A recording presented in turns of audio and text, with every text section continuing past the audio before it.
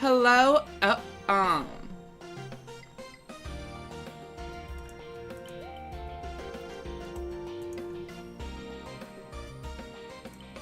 Okay. Things, should be loaded in. Welcome, everybody. We are just a few minutes away from the start of today's point battle. And we are around 20 entrants, which is pretty solid. If anyone here is not currently in the room, the code should be over on the top left. Welcome, Chenyu and Sync Lyric. So today is going to be the point battle, our regular match with Tomato Sores, and then that'll probably be it for the Yu-Gi-Oh portion, depending on how my internet and general energy is. We might play some other games afterwards, but let's take it one thing at a time.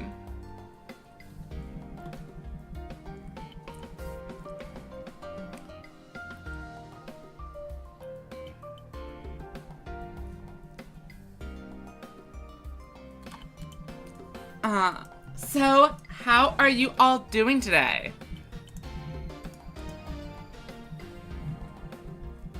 Hope you all have been well.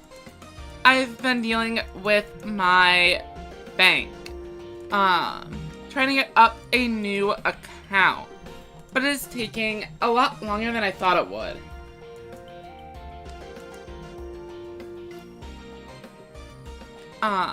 So I did try posting this duel room over in a Japanese server as well, but it's not looking like we got really that many, if anyone, to join from it. I definitely recognize most of these names from the servers. It is currently 3 a.m. over in Japan, so I wouldn't really be expecting too many of them to be awake and see it.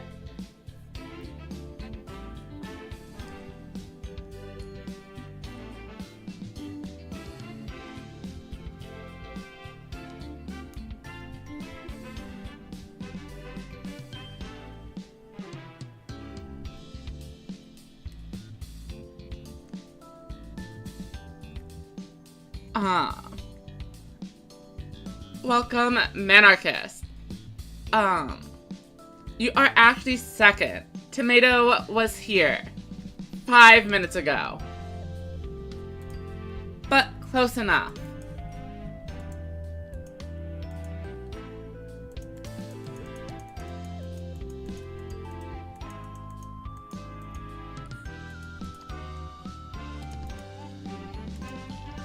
But it is... Oh, I see. So we always have a few people joining last minute.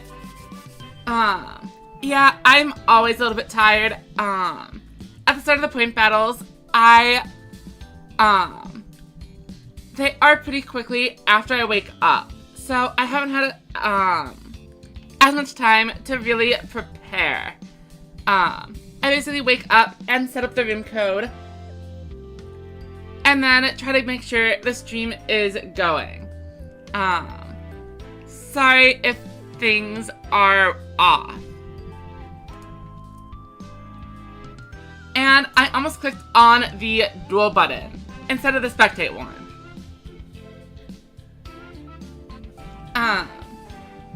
But hopefully a few matches should be going in soon.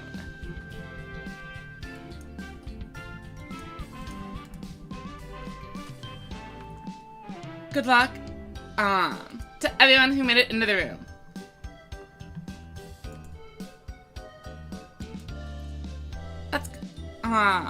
Let's go ahead and start with the one on top.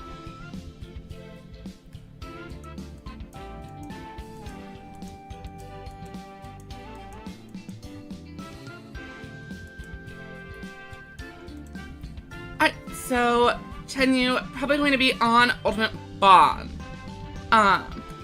But the Nail player is using an archive skill. So rather than Cybers, it could be Thunder, Harpy, Blue Eyes.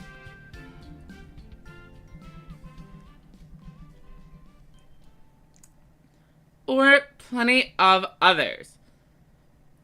So we see a Bicorn shuffling away the monsters, but nothing comes in. Not Me reveals they are on Noodles. I'm going to get in for Clean Burn. Surprisingly, the other monster is not swimming over that Bicorn though. I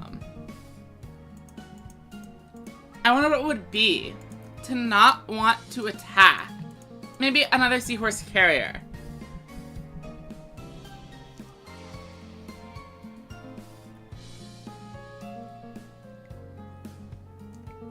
And we see Ann Essel. And it actually does set up a Tough Striker. So if another copy of Gold Rush manages to hit the field, they would be in a pretty good spot.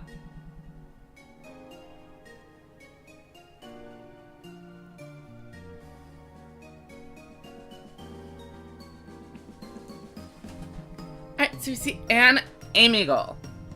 And between Amigal and Bicorn, they might be able to bring in 2 bosses. But it looks like they do not have it. Barrel Dragon is able to destroy the extra spice, though they actually do give up on some damage here by not destroying the face down monster. Of course, I do think they actually did end up making the correct play, as not destroying the extra spice with Barrel Dragon risks the negate attack. Which would have been a massive punish. Alright, we see another extra spice entering the field. And presumably it will be burning once again.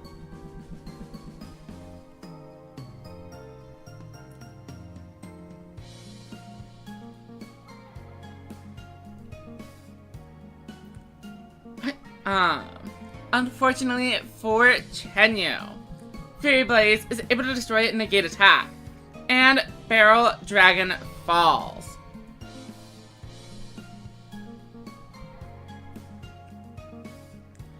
I actually haven't even updated my noodle list to start running the Spell Trap card. I wonder what cards they are taking out to fit this in. Welcome, Brandon. I hope you're having a good afternoon, morning, or evening.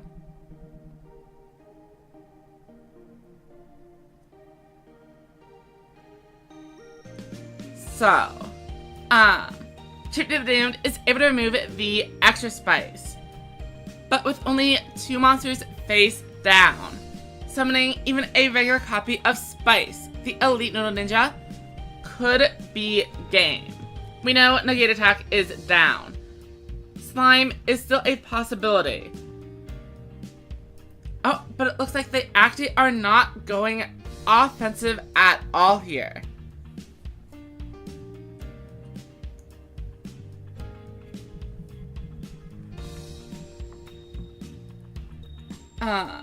Welcome, Red Fire and Logan.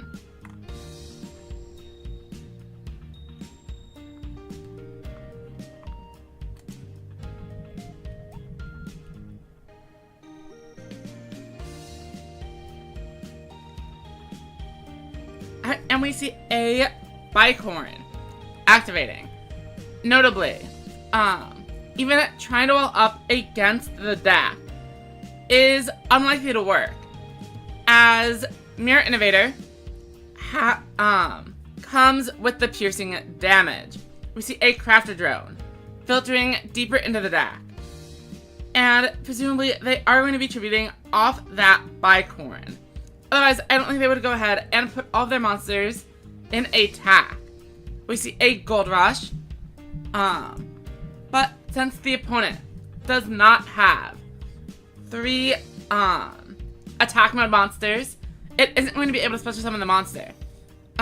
Welcome, Zachary. And thank you for the follow. Alright, so we do see a Mirror Innovator to go with the Gold Rush. However, we do see a full back row and no traps in the graveyard. So Negate Attack is quite likely to show up. Instead, it is actually just a King's Majesty, stopping the 1 attack with Piercing.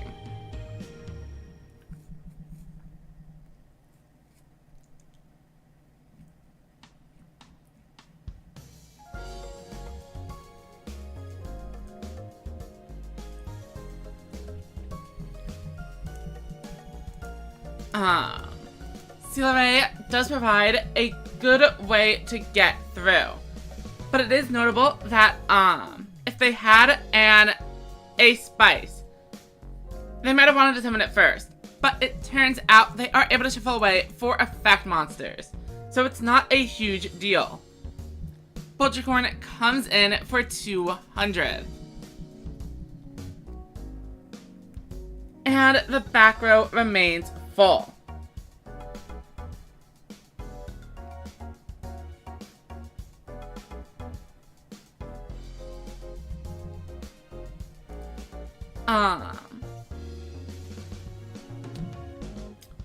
What are we doing today?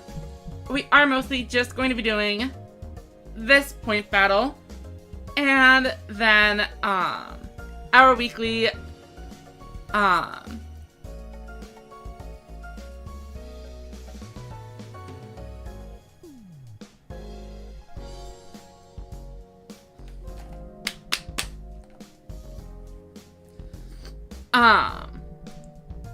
where was I?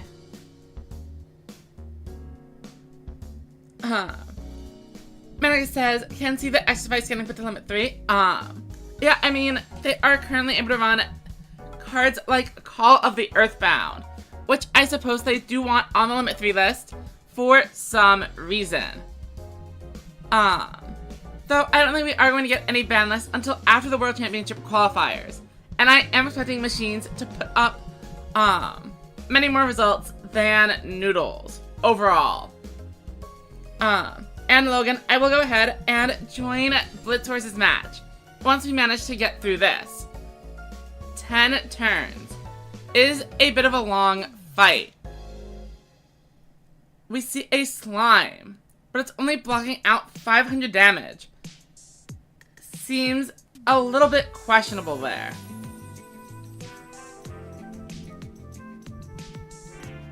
Oh, however, it is mandatory, as there is an extra spice on the opponent's board and no negate attack used. And if they took the 500, extra spice would be an immediate lethal on the next turn, as Chenyu would have been down to just 800.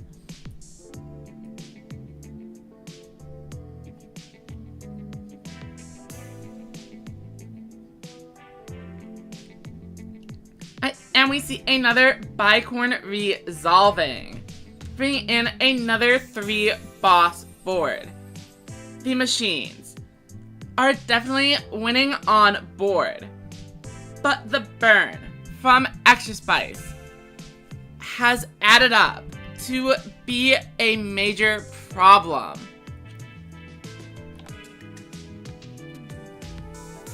If the Extra Spice goes unchecked this turn, the game is essentially over. It's able to go up to 3,000, inflict 1,000 burn, and swing in for the extra 500. And there it is, negate attack.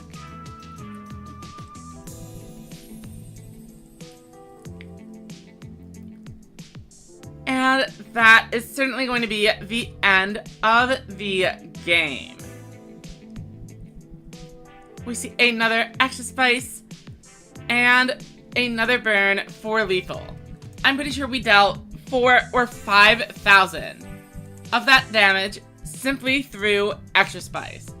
Alright, so Logan requested to watch Blitz Force. Let's go ahead and see what they're up to.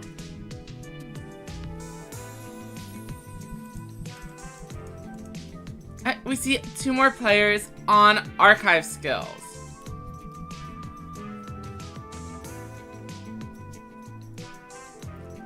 And Blitz Force starts with a dealer. Maybe it's Magician Shuffle. Trying to think of what archive skills would be running a large spellcaster package. As sometimes Blue Eyes does so. Since the structure deck is themed around it.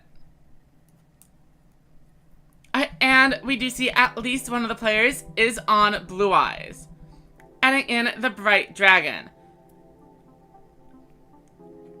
Though Bright Dragon not as good in this instance as the Vanilla. Let's see if they're able to bring it out. 3 cards.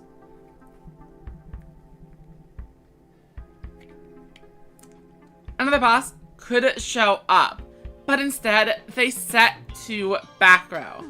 Honestly, probably a little bit better.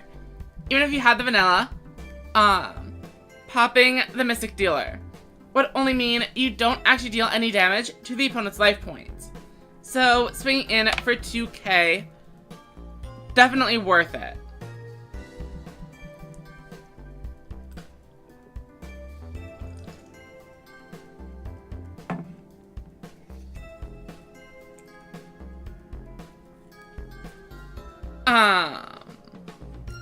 So, Blitz Force, down quite a bit on life. But they did manage to keep 2 of their monsters on board, serving as tribute fodder for 7/7 Magician. And with 4 cards in hand, they could establish a pretty strong board here, if they have the right cards. Let's go ahead and check the graveyard. We see 4 monsters of different elements. But if they have any other tribute summons to go, they might not use Elemental Road just yet. A card like Thunder the Thunder is able to put another monster into the graveyard. Will it be a dark? Or a light? Interestingly, we see Yggdrago. Definitely not the maximum one would expect to be paired with Seven's Road.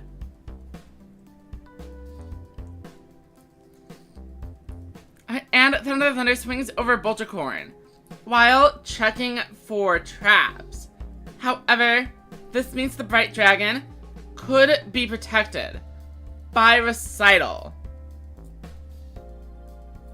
But fortunately for Blitz Force, the attack goes through. Welcome, Rafflesia. 6 a.m. Where are you? Because I know it's only like 3 a.m. in Japan. And in my head, that is one of the furthest time zones.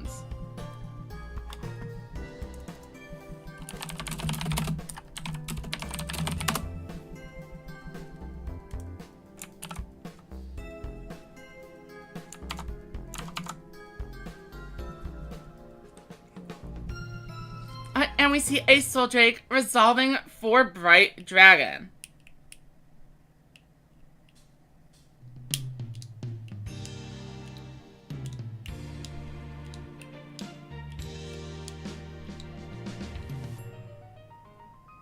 And And here comes the Talismanic Seal Array. Oh, New Zealand. Okay, that makes sense. I didn't think they were that far ahead of Japan, though. I didn't realize it was 3 entire hours. I thought it was only like 1 or 2. In any case, Bright Dragon swings in over the Sunstone Magician. And Blitz Force is pretty low on life. We know they are running an Yggdrago, so they theoretically could turn this around with a maximum summon, but without any kind of skill, offering additional consistency. I'm not sure they would be able to land it.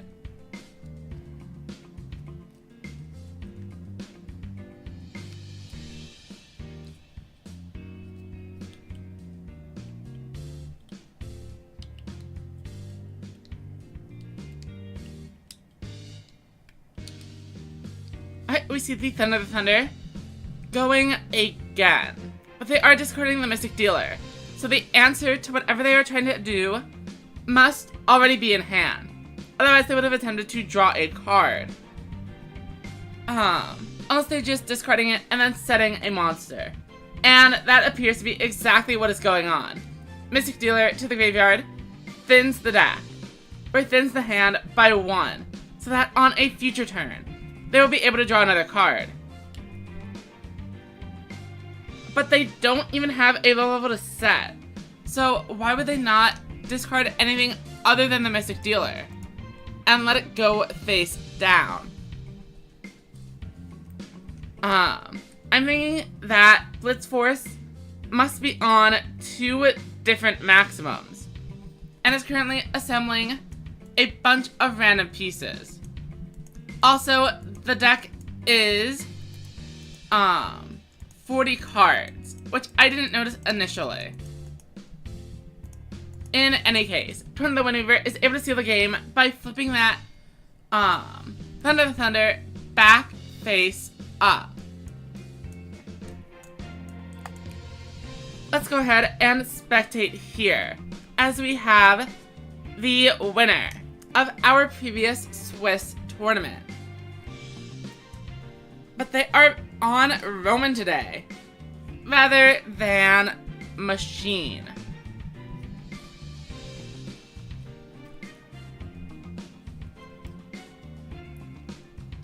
And we see a set 4 opener, pretty standard, but it's responded by a set 4 right back.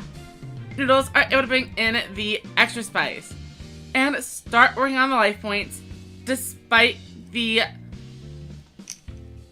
massive wall. Psychics, how will they deal with the burn game plan? Check is a decent start, removing buffered slime and providing knowledge on the combustion crisis, as long as 2 level 7 monsters do not come out. They have nothing to worry about.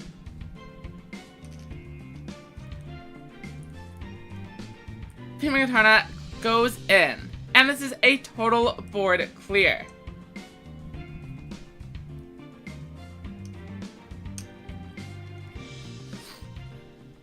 We know one of the draws for turn is going to be a simple back row, but thanks to the Noodle Art reboot, they are able to still establish a field. And there are plenty of normal monsters in a grave, allowing these fiery arrows to get over the 1500s. And Psychics are down to just 1500. Candy into a jump up is iterating in Prima Katana with extra attack points. Combustion Crisis for 600 burn leaves them under 1,000, and a draw of extra spice will finish the game. But it doesn't look like they have it.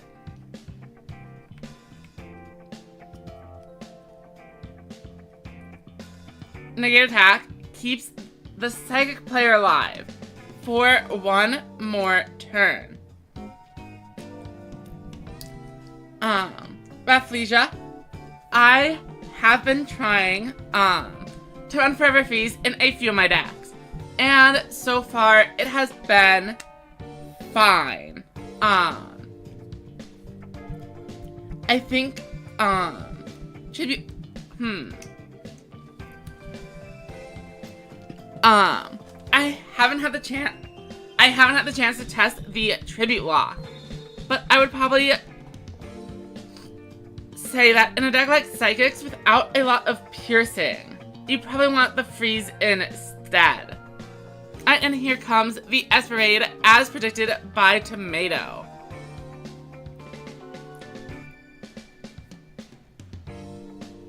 This is potentially lethal, but a negate attack keeps them in the game. Only 8 cards left in deck, and we know there are 2 extra spice yet to be seen.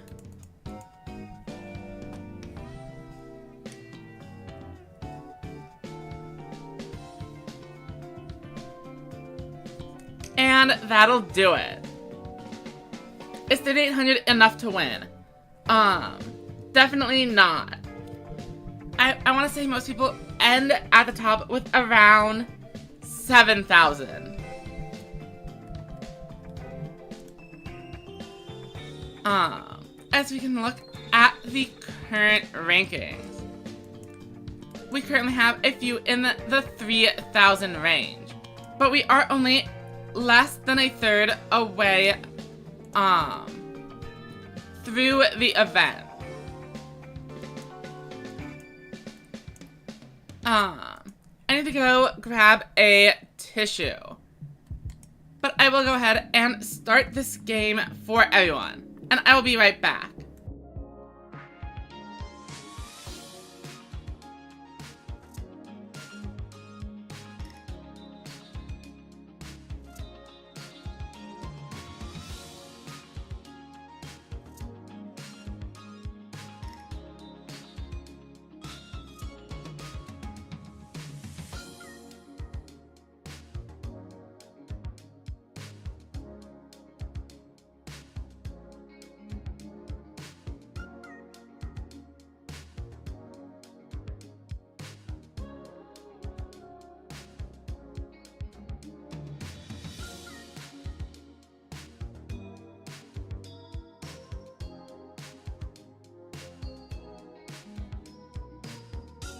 It looks like Orfeo is on Harpies, a deck that has probably fallen off a little bit in the recent meta. We see a double speedy performer buffing Dragias, providing a potential extra 1,600 damage. But even stronger is the Blue Eyes White Dragon in Servant of Dawn. Looks like they actually miss out on 300 damage as the Blue Eyes is stronger. Thank you for the follow, Zato. Butchercorn, unfortunately, milling out a buffered slime, but it is going to be able to shut off Soji's back row. Talismanic Seal Array debuffs the Blue Eyes White Dragon, and Harvey Lady Sisters clears out Dragias, perfectly dealing with this board, though it isn't hitting for very much damage at all. Soji does not draw any high-level monsters, but sets a 5 face-down field. Unfortunately for them, Hysteric Force flips a monster face up, forcing out a negate attack. Gazelle boosted up to 19 before being tributed for a Flame Cerebus, which itself can be boosted to 2,700. Talismanic Seal Array weakens the Harpy, and it is battle time. Logan, I'm not currently playing in the event. We are just here to host and commentate it. And even if I was, it is randomized, so I wouldn't be able to actually guarantee I queue into them.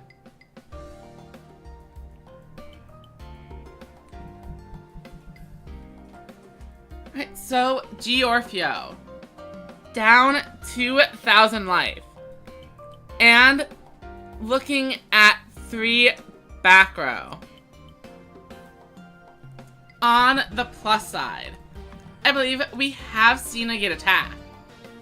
So Slime is the only other real major back row threat. However, even if they are spell cards, Talismanic Seal Ray, True to the Doomed, etc., are going to be game-ending cards here.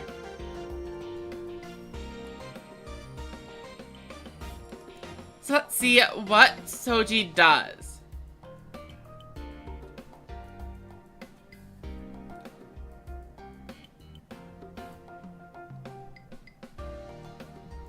I add a Pocket 2, but it is not live. However, Rage of the Beast is activating and removes a recital, which probably wasn't going to come up. At least not in terms of protecting Georfio's life points. Unless Soji brings in a Dragius, which they immediately do.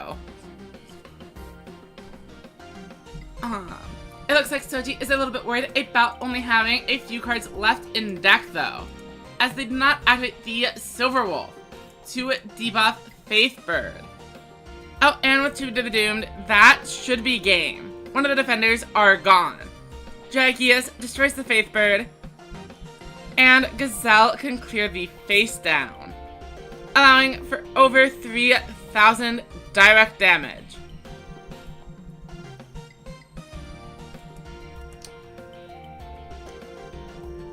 And with that, the Harpies have fallen.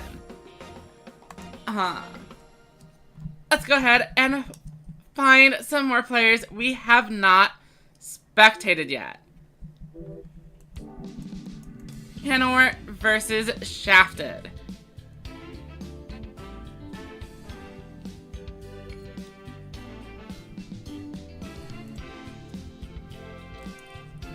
And Canor is starting with a set 4 board. They are not on an archive skill, so I would be expecting Hammer Crush or Resonance. Then Shaft is going to reveal Seven's Axel Road, flipping up a Lamoon. Lamoon does eliminate Resonance from considerations, but Hammer Crush would be running a 1400 instead, so this could be Ancient Forces. Or the new Full Metal Fist. I have not seen anyone playing Metageos, so this will be a good way to see if it is able to pick up some wins.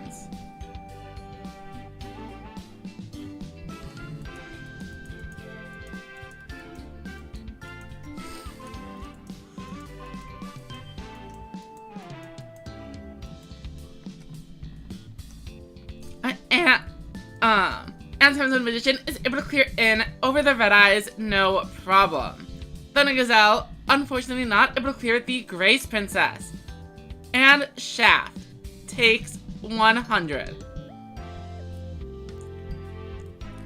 2 copies of Essel immediately sent off for Stockbuster. But without any back row on Shaft, Stockbuster is unable to use the effect. Magical Stream destroying a buffered slime, removing one of the 2 major traps of the format. Gazelle offers piercing to the Dark Sorcerer, and then we see a Witch into a Magician, which shouldn't be quite lethal yet.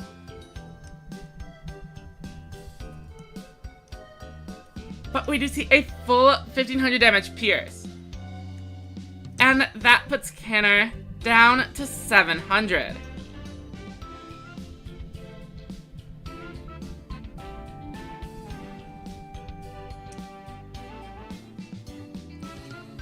I'm not sure if they actually fixed the Metageos bug or not, but I'm pretty sure that only applied to PvE matches. I could be wrong though. I didn't end up ever having it. I was able to play Metagias. I just did so, and then realized it was not a good deck. Welcome, Milo.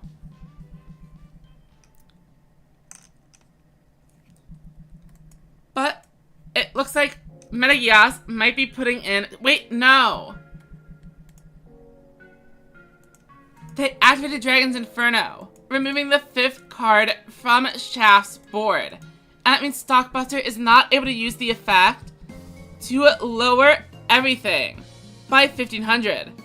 The Talismanic Seal Array is way weaker than that. I think they missed a lethal line here. For sure. Canor failing to use Stockbuster with a preemptive spell trap removal is going to cost them.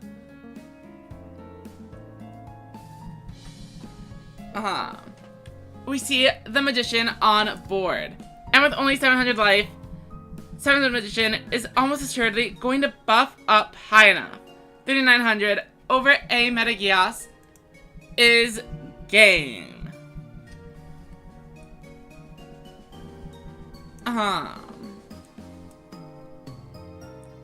As we have not seen what Manarchist is on today.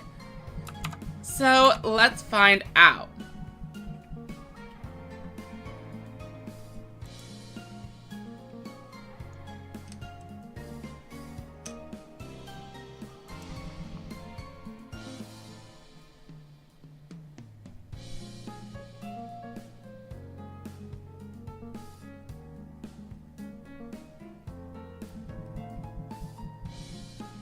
And we see a tough striker opener. Could have gone for a regular set 3 pass. But the tough striker isn't necessarily a bad play either. I'm trying to think what the different punishes are. Obviously this Amigal is going to do something. But if you are afraid of a Mirror Innovator, setting 3 may not be the best idea either, as unless Draco is able to get in 2 boss monsters, which they did manage to do this time. But in a normal situation where they are just summoning a Mirror Innovator and some random low levels, you do probably take less damage by bringing in the Tough Striker.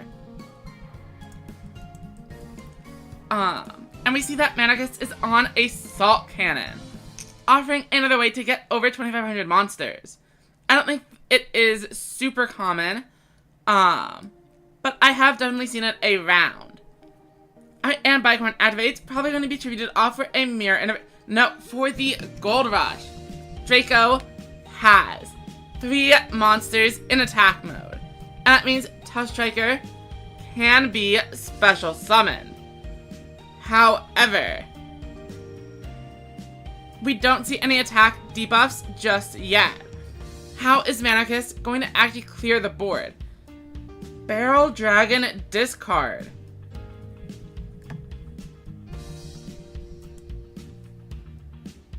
Mirror Innovator clears out the opposing Barrel Dragon.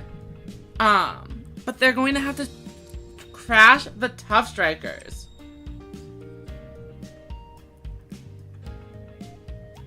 So, the other play would be to summon out the Barrel Dragon. And if you hit heads, you are able to destroy their Barrel Dragon for free, and then have your Barrel Dragon clear the Tough Striker. But if you get tails, you're giving up 2 of your monsters on board. So, the Innovator is definitely a much safer play. And since Manarchist is on fewer life points, I think it makes sense. You aren't at the point where you need to risk everything on the Barrel Dragon. Welcome, Sam. How are you doing today? Oh, and we have plenty of comments in the chat, mentioning that Manarchist is not on Psychics today. But honestly, I think it is for the best. If they are indeed trying to win. And we see Draco just barely missing out on lethal. They were able to return 3 different level 7 monsters for the Mirror Innovator. So it was as big as it could have been. Unless they used an aim eagle. But they discarded one with the crafter drone. And the other 2 were already in the graveyard, so Ultimate Bond was not able to activate. Wait, no. They ditched 2 different aim eagles. I think Draco could have one. If they brought out the aim eagles, the Mirror Innovator would have had an extra 1,000 attack. But Draco has a negate attack, so it does not matter. Manakist goes down to the follow-up Innovator.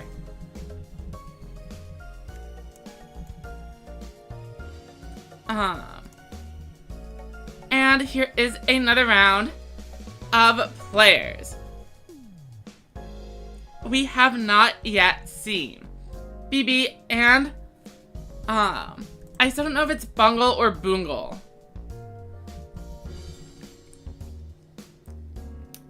So we will probably just refer to them by deck name. And we see a set 4. Going into BB on a Luke regular skill. And Slayer is almost definitely going to confirm it is Resonance. Resonance has some merit in the current meta, thanks to its ability to consistently destroy spell and trap cards. Additionally, the level 11 Dragonic Slayer is immune to buffered slime. And Crafter Drone ditching a Mirror Innovator. Presumably too many high-level monsters in this hand. Unfortunately, the Gold Rush. Not going to be able to use the effect effectively, as BB only has 2 monsters on board. We see an Aim Eagle, a Mirror Innovator, and then a Gold Rush anyway. Theoretically, they could have ended on 2 Mirror Innovators if they wanted, but having one at 2,500 seems fine as well. And they didn't have that many monsters to shuffle away anyway. Alright, so Tomb of the Doomed is able to remove that. Wait, did they already draw the card with Triad Drago? Okay. And Dragius is coming down. Mirror Innovator not able to withstand a 2,500. And this could be game. The back row does not help.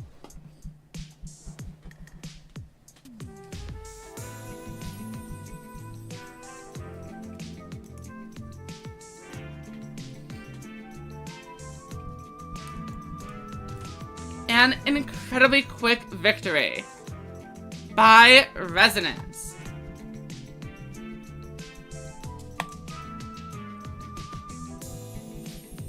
And next up, we have the Nail Mirror Match. Though only one of them is on an actual nail skill. The other, presumably going to be playing, I was going to say ninjas, but a dinosaur out of nowhere. King Rex set 2. Here comes a Hammer Crush. So neither player is on Cybers. And I don't think we've seen any Cybers players in the room today.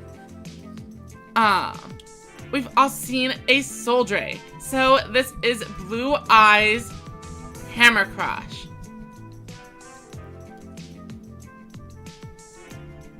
King Rex manages to survive the turn, but Tricky Drago got in for a full 2,800 Pierce. We see a Blue Eyes from Grion, and it is able to clear out the Tricky Drago, despite Dingus having 3 back row. And while that is good for clearing this board, it may not fare very well as we head into the next turn, as that means there are plenty of spell cards capable of providing swings.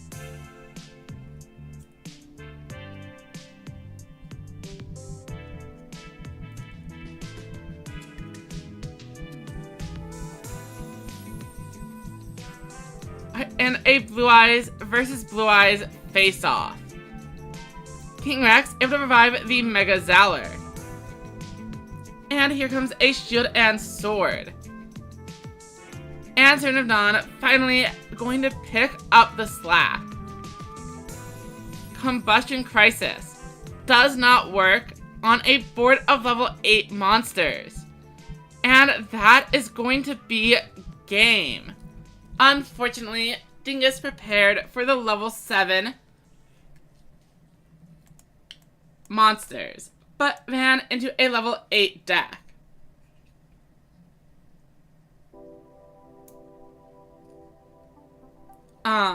No, I don't think Combustion is misworded.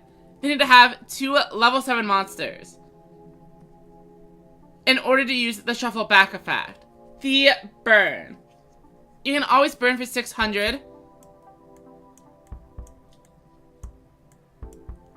But you can only shuffle something away if they have 2 level 7s exactly.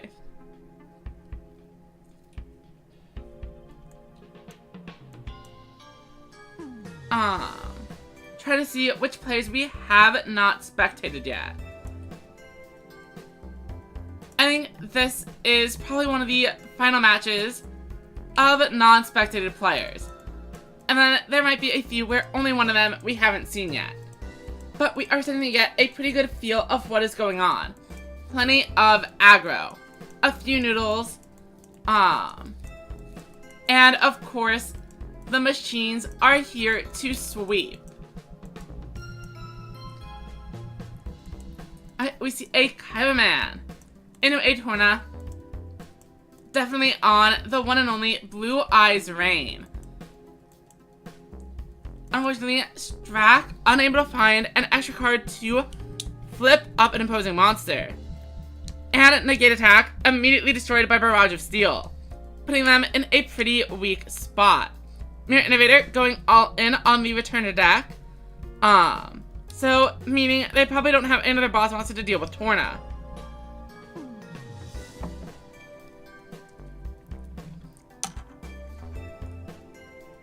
Blue Eyes is able to easily remove this Mirror Innovator with multiple copies of Kaiba Man, Bright Dragon, and even the Legend itself still in the deck. We see the skill activate to bring in Bright Dragon. And they could use a Soul Drake here to get another, but instead they Bright Dragon and they actually end up milling the Legend monster. It is now in rotation. All they need to do is find a Soul Drake for next turn. Torna and Bright Dragon clear out the attack mode monsters on Tyler's board. But an immediate Aim Eagle and Barrage of Steel removes Magical Stream and lets a 3600 Barrel Dragon enter the field. And with that, Bright Dragon is down. All Luke needs to do is summon some more monsters and they could win the game this turn. However, they have drawn into 2 more back row, meaning we are still going for another turn. Kaiba Man revealed, and Bright Dragon is here to play. Kaiba Man bringing it out, but do they have the Soul Drake? Light Sorcerer not going to work with it. So instead, they go for a 600 debuff with Light Sorcerer of Sanctity, and the attack goes through, despite 2 back row. However, Tyler survives with 200 life, and Slime is gone.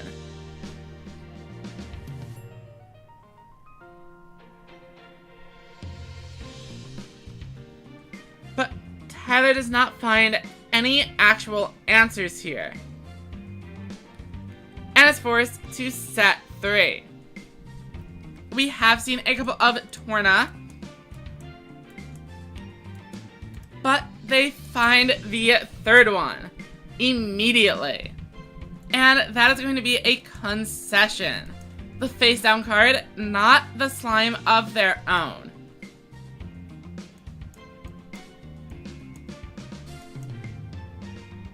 I don't think we've seen Sota play yet. So let's go ahead and see what they are up to.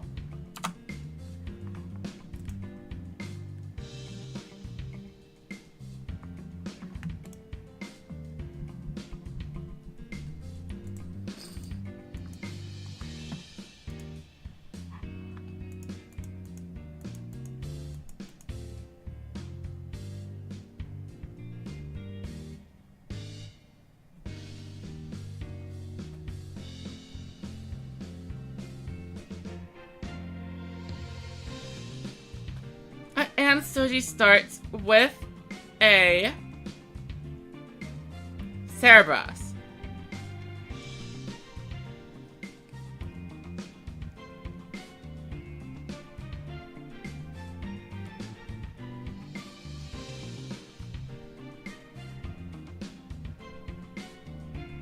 I mean, Magus, if you are done playing, it's definitely preferable to just stop than it is to surrender and mess with the results.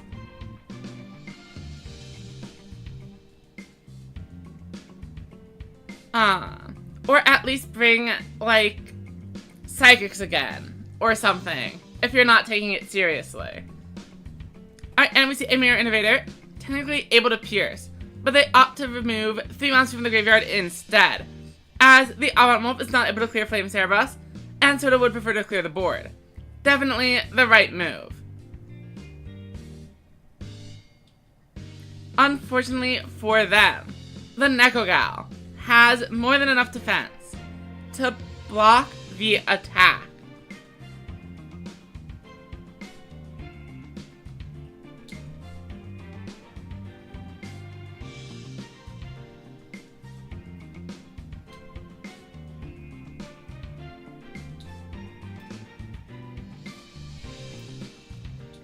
Mage provides a debuff, and the Mirror Innovator is now weaker than a Flame Cerebrus, even without the skill activated.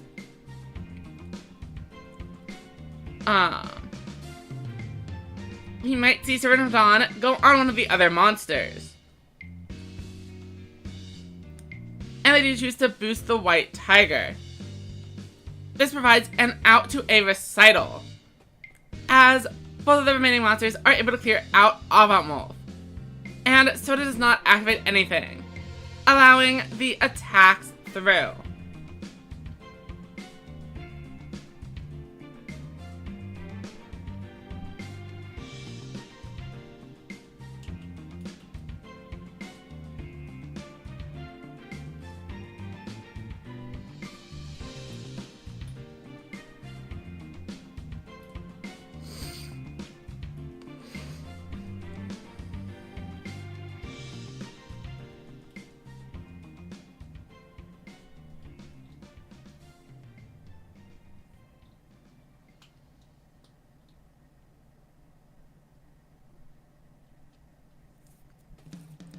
Alright, Soda's move, and a 7 shift is going to bring in a boss. They do have 3 attack vision monsters, so a Gold Rush would be live if there were a Tough Striker in the graveyard. I mean, it can only add the Vanilla 1500, but that is not nearly as valuable. We see a Barrel Dragon with 3 heads, able to immediately destroy that Flame Cerebrus outside of the battle phase. And then Barrage of Steel, removing True to the Doomed. Definitely the card you want to hit here, as losing the Barrel Dragon would be game over. Notably, the Nekogal only goes up to 2500 after using Servant of Dawn. So Soji, if their face down card is not the Talismanic Seal Ray, they don't have an out currently and are going to need to draw into one.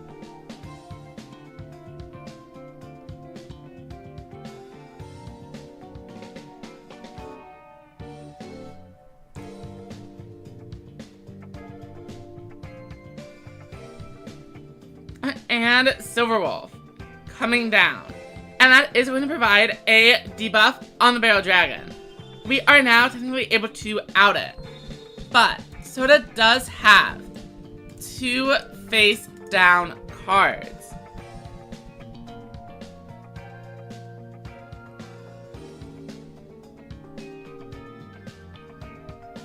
And a Blue Eyes White Dragon is a great secondary monster to be able to swing over this through a recital. But we are a little bit more concerned about the negate attack or the slime. Sword and Shield not really doing too much. I'm not sure it actually saved them from any damage. Maybe 100. But that is far from enough.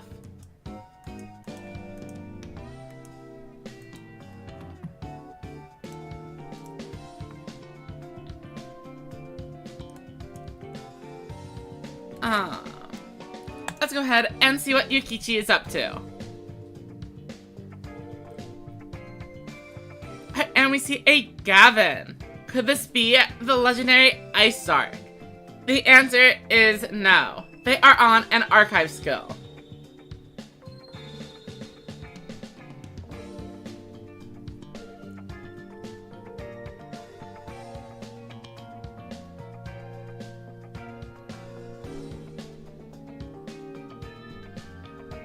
And here comes the one and only Dragonic Slayer. Able to remove that back row with ease. And with a buff to Dragorite, this could be an easy 2800 damage. The Noodle player unable to use their negate attack. It's Yukichi's turn, and they draw. But what are they going to do to deal with such a powerful dragon? Noodle Art Reboot on a Lone Flame Cerebus is probably not a sufficient answer. It does clear, but it's only a few hundred, and leaves them without any real form of defense. Another Dragonic Slayer comes down. And that means the other back row is gone as well. Dragons return, looking for any low-level monster. They only need a few hundred damage to end the game. Wait. PB makes a mistake, I think. Unless they were really planning that. But they miss out on 2,000 damage and lose their Dragorite. Additionally, this face-down monster has to be a Sports Dragon Slugger, as a properly played turn would have only left Yukichi with 500 life. Okay, Triajago also makes sense. It is the only other monster under 500. Even a Phoenix Dragon would have been game. Alright, we see the third Dragonic Slayer. And a Phoenix Dragon to allow a double Slayer board. Is that face down? The Talismanic Seal Array. Currently it's 615. Not quite enough. Yukichi Reikyu gets one more turn to try to find an out to this. Extra Spice, probably not going to be able to do it. 3,000 is fine and can clear one of the Dragonic Slayers, but there is still another one on board. And drawing into any spell trap cards won't be helpful. Flame Cerebus, not strong enough. And that is game over. No back row. All we need to do is buff Dragonic Slayer and swing on in.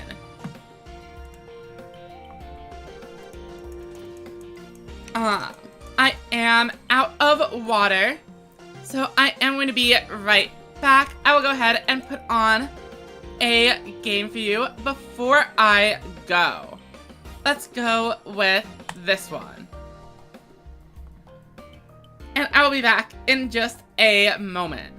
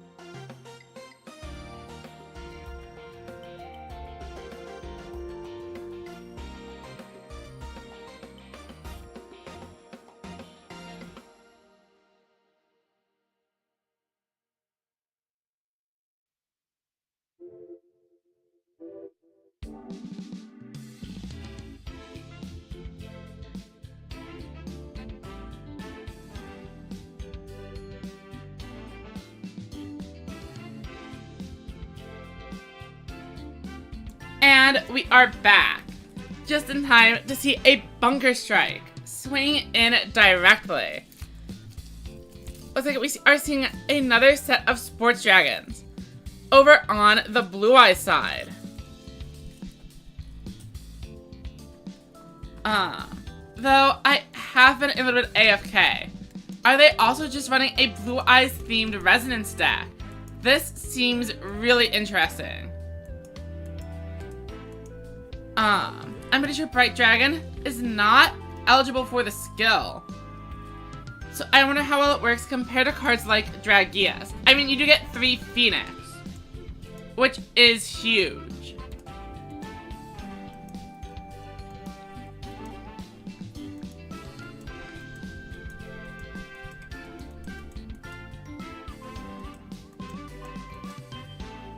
We see a Dragonic Slayer come down. And with just 200 life, Yuma is able to claim a victory by swinging over that Twin-Edged Dragon. So, we are now officially done with the first hour of the event. Only 30 minutes remain. In first place, we have Shaft at 7,400. And I think that's like an exceptionally high score. If they're able to win a couple of more games, they are going to have first place on lock. Second place, 1,500 points behind, is Strack. And then followed by Yukichi and Dingus. Plenty of players still in the event, though a few also struggling down at 0. The point battles can definitely be a bit cruel, as losing 5 games and winning 5 games would put you in 3rd place right now. But winning 5 games and then losing 5 games would put you at around 0, despite being the same record. So if we currently have Shaft in the lead, we're going to go ahead and spectate them. Assuming they are still playing and not just trying to sit on their results. But they are. So we will go over to Strack instead. Welcome, Cyclone.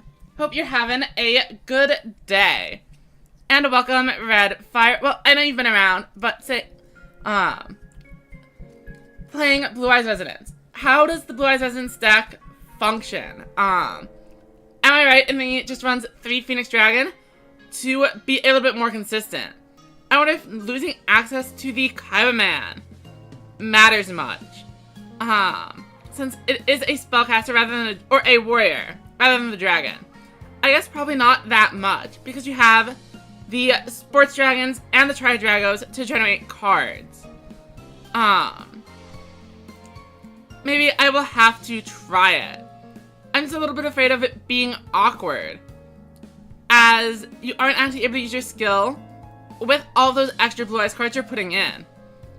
In any case, we see Strack summon out a Blue Eyes Bright Dragon and a Torna, but doesn't deal any actual damage with the Torna as it decides to set a face down card instead. Dragius comes in and is offering a major threat to the board, but of course, the reason a Torna did not use the effect is that that back row is none other than a gate attack, and we are not going to be discarding it for a flip. We are using it to survive the Dragius onslaught, and there is a Skull Servant on board right now. What are we watching? Even players on the Zombie engine don't have much use for Skull Servant, as Crawling Torso is only able to return 0 attack monsters. If they are running an aggro variant with Dread Lurker, they would be able to discard it for that extra 1,000 attack, but you still probably wouldn't really have space for it over other zombie options.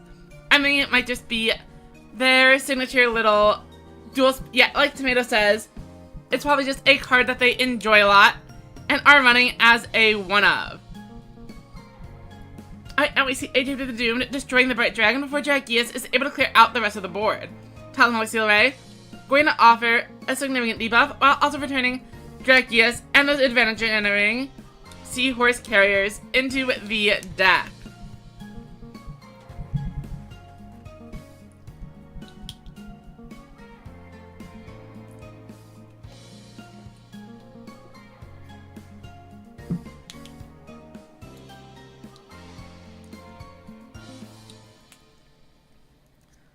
And a Coman into a Bright Dragon is going to be able to clear out this Dragius. Any monster ends the game. Light Sorcerer and Soul Drake are already a lethal line, but they bring in the Torna anyway. And they go for the extra debuff just to show off. But these extra 10 seconds over the course of an hour and a half could be meaningful.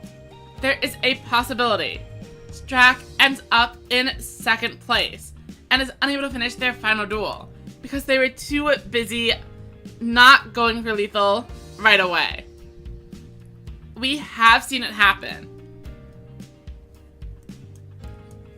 Now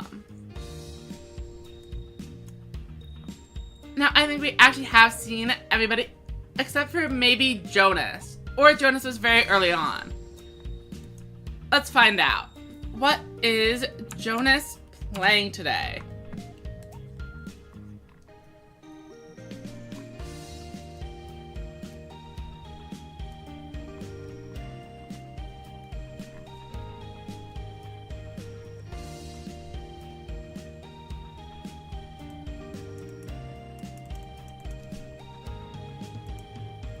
And Jonas starting off with a standard set 3.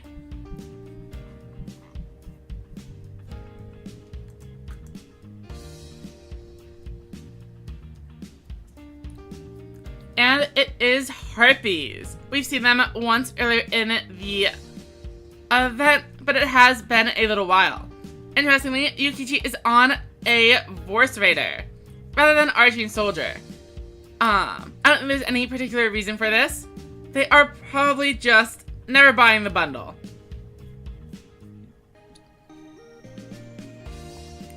And Harpy Lady Sisters able to clear out Flame Cerberus. And this is a full board clear by Harpies onto the Noodles. Yukichi draws for turn. And Shunan Sword is going to reduce that Harpy Lady Sisters all the way down to 0 attack. But are they going to be able to successfully clear out the rest of the board? Noodle Art Reboot adding a Fire Yarrow. Show me 2 more normal monsters and you have it. But it is a spell card or a trap, meaning the Faith Bird sticks around. Things aren't all that bad though. We have back row and managed to clear the 2 most important monsters, Harpy Lady Sisters and Cybertech Alligator. And it looks like we are seeing a pet dragon. A card we don't see all that often, but here it is going to an incredibly high 3200 attack. Unfortunately for them, King's Majesty is here to stop the attack, but they did play around this. Hysteric Force and Harpy Lady Sisters did not buff the pet dragon, but instead made a wider board, allowing them to inflict as much damage as possible, even with the pet dragon's attack not connecting. Fury Blaze is used for a mere 300 burn, rather than to destroy a spell or trap card, but it does put Jonas at exactly 2000, and that means after this burn, it is definitely game as Exercise is able to swing in for 1700, but that also means the Fury Blaze was definitely not necessary.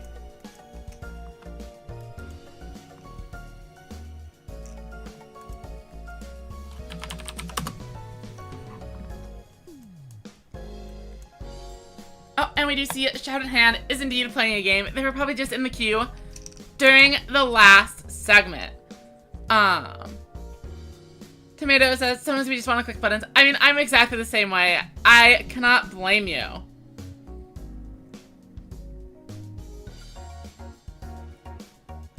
Oh, Red Fire actually has a pretty good point. The Soul Drake's restriction, much like the Sports Dragons, are not that important Since you're able to just revive your boss monsters really easily. And I mean, Soul Drake is suddenly an advantage generating card. You turn the 2 monsters into a tribute summon from the graveyard. So you only need 2 instead of 3 cards in order to bring out a 2 tribute monster. And you also have 8 more advantage generators from the Sports Dragons and the Triads. I might have to go ahead and try this deck out myself. But back to the game at hand. We are seeing a Blue Eyes player up against the one and only Sevens Axel Road. And they have landed the signature Witch Magician combo. SG is correct, these are the top 2 players currently in the room. This battle could decide the fate of the tournament. Command swing in to a Blue Eyes Bright Dragon. And we know the vanilla is in the graveyard. But there is no Soul Drake coming out to revive it. Talismanic Seal Array is going to be able to debuff the Seven-Zone Magician. And that is another board clear. But there is a card stuck in Strax's hand. Presumably either a Kaiba Man or another 2 tribute monster. Mystic Dealer, drawing but not getting anywhere. And that is incredibly dangerous to just leave a 1000 attack point monster on the board. But I can also see being a concern about a Torna. However, I definitely would have just set the Mystic Dealer in this position. And force him to have the card. Alright, Doriado coming out. But if we don't see a tribute summon, that would be it. Seven-Zone Magician is fine. But that is definitely not enough to clear out 2 Bright Dragons. They were going to need a Witch Magician combo. And they actually mill another Seven-Zone Magician with the effect. And that means all 3 Seven-Zone Magicians are accounted for. Another Witch at this point is not able to search out for the card. We're going to need to see a Talismanic Seal Array from Shafted in order to get those bosses back into the deck. And there are only 3 cards left in Shafted's deck. 1 Talismanic Seal Array in the graveyard. Presumably, they are going to have another one. But things are getting close to deck out. Kaiba Man bringing in a Bright Dragon, and you can see Strax is absolutely playing it defensively. Saying, you are now forced to find an answer to a double 2500 defense board. And even if you Talismanic Seal Array, that is only going to reduce 1 monster, and it's only going to reduce attack. So, you are in a tough spot. Tornado Maneuver, could theoretically get you there. You need to have the Talismanic Seal Array to shuffle back. Then you need to be able to switch a monster to attack mode. And then you need to be able to summon a Witch and search out a Magician. And then use your combo. But that might be a little bit too many cards. I don't know if they have that. So we see them down to 700. Oh wait, but then Torna the Windweaver, they don't need to do the combo. They are able to just tribute off the Torna. I think this is it. Wait, no, that's not enough damage. 3900 and... Wait, no, that's 32. Alright, we see the Torna switching it to attack. And it is turn 11. Seven's Axel Road has not yet searched out a Seven-Zone Magician. So by returning a card into the deck, they add the SRM, tribute summon, go up to 39, and clear. Things were very close. But Shafted manages to make a win with the second Seal Array to make sure things are going through. Dominance has been asserted.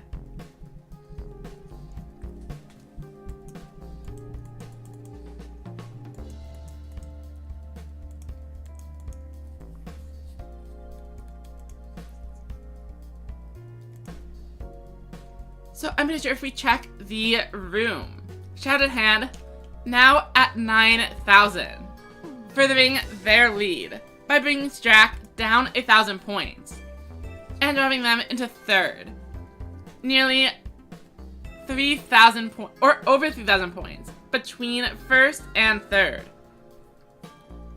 Yukichi might just be the only player capable of catching up, so we're going to need to see how their duels go. Unfortunately, we missed it just barely. So we are instead going to go ahead and take a look.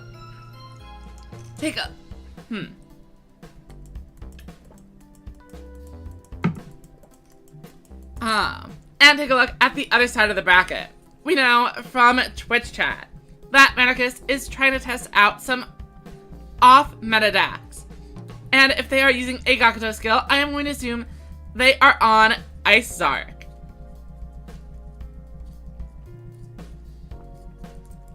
A Bright Dragon clears out a Crawling Torso. And here we go with a Kime Ruler. But I am not expecting to see any Dark Arts of Celerity today. Crawling Torso reviving a Ghoulish Gal. Oh, and we see the Kime Ruler itself being tributed. But this actually works out well, as Spectre Squall is going to send 2 monsters to the graveyard, then return them back into the deck to summon out a Kime Ruler. And the tributed monster is now ready to go. Back on the board. 3 boss monsters. And the Bright Dragon falls with no resistance, meaning Luke is taking a huge amount of damage all at once. The Etrian spell tactics also revealing a little bit about the deck build, while also removing Sword and Shield, though not a card that would have done very much in this situation.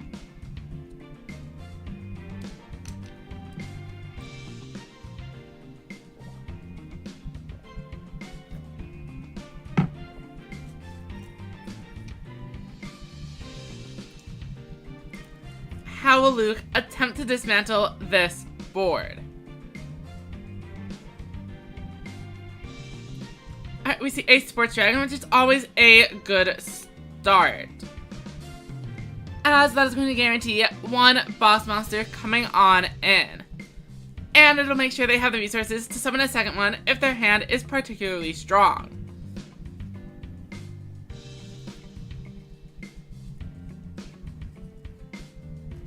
And we even see a Soul Drake.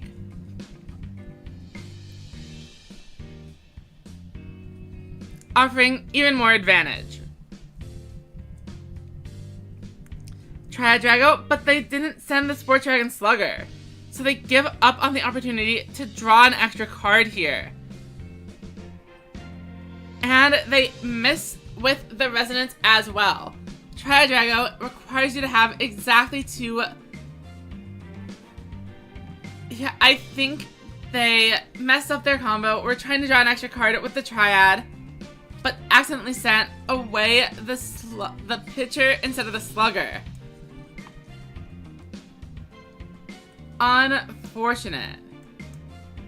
Alright, and here we go. Yukichi versus Strack. 2nd and 3rd place.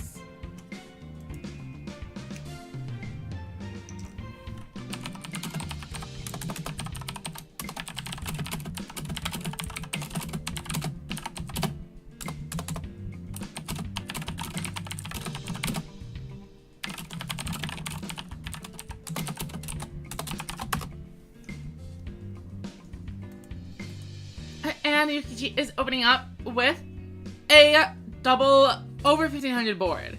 Not sure I can really call Force Raider a boss monster, but it is still able to give some deck trouble. Or any hand that isn't particularly powerful. Bright Dragon milling the True to the Doomed and clearing out the Flame Cerberus, but this is only 900 damage. The more important thing is that Strack has managed to find 2 back row. If they're able to stop the Flame Cerberus from connecting onto this Blue Eyes Bright Dragon, they are going to be able to summon out a pretty big board. Forward Slime is going to prevent some of the damage that they would have taken otherwise, but it was not a lethal push either, so you could argue for saving the buffered slime until then. Command brings in the one and only Blue Eyes White Dragon, and then a second copy for the Bright Dragon. It's going to mean this board is cleared.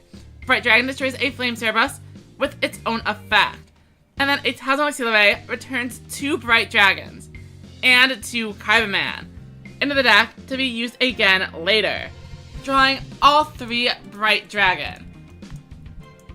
And the Blue Eyes and the Kaiba feels almost like what they do in the show. And here comes an Elite Noodle Ninja, but it's unable to boost up these monsters high enough to deal with the Blue Eyes White Dragon. Soul Drake is going to be able to swap out into a Bright Dragon again, which means Spice is destroyed immediately, and Blue Eyes swings into Fire Yarrow for game.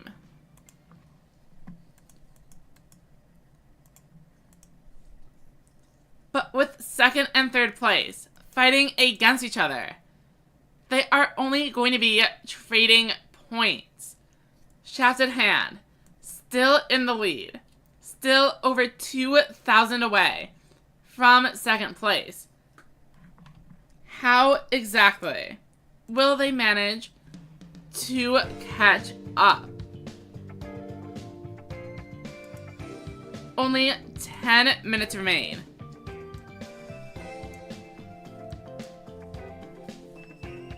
So we are going to be following the top few players for the next few battles.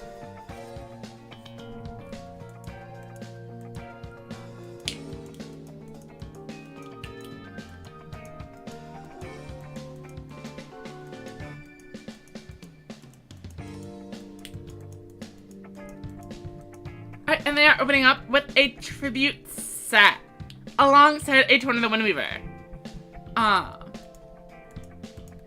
But it is a 1 tribute monster, so it is presumably just another copy of Torna. We see a ton of monsters coming out from Dingus. And it ends up working pretty well here. Strack down to just 2,800 on turn 3. Thanks to the Trigger Drago's piercing capability. Kaiba is going to bring in a Bright Dragon, and that's going to be able to clear one of the monsters, but that isn't enough on its own. Kaiba though, number 2. And if we see the Vanilla, we would be in a pretty good spot. Even still, just the 3,000 attack monsters isn't bad either.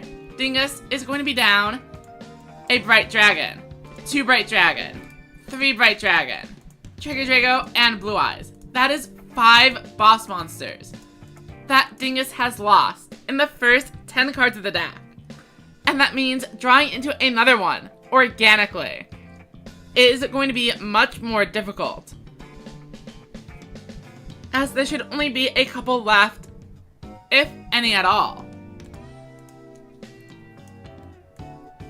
They've even lost out on 2 of their own Soul Drake, meaning the revives are a little unlikely. A Talismanic Seal Away, returning all 3 Kaiba into the deck for Strack. And if Dingus manages to draw an out here, I will be shocked. We see the Hammer Crush coming down, and that is going to get them 1 extra card.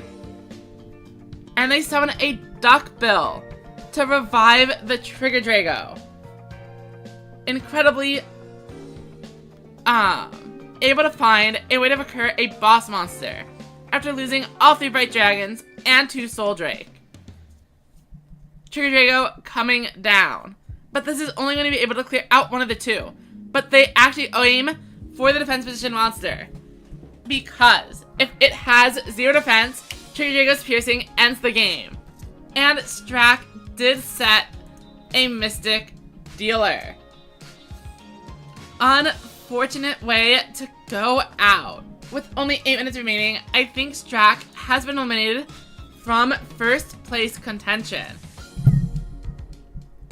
But it was very close. An exact lethal and catching a stray. Keep in mind, Dingus themselves are in 6th. They do have a pretty good chance of reaching the top 4 if they're able to get another game done in time. But it looks like Yukichi also lost their most recent game. And that means Shafted Hand switching back their name to Sora with over 10,000 points. Truly showing off the power of the 7's Axel Road. I think this is the very first time in Rush Dueling's point battle history that we have a player above 10,000. An absolutely incredible performance.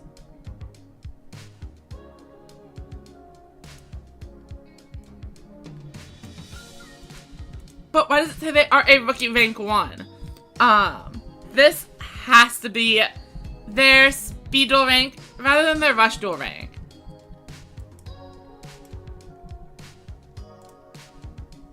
But let's see who's left. Sora is still playing. They are going for the 11,000.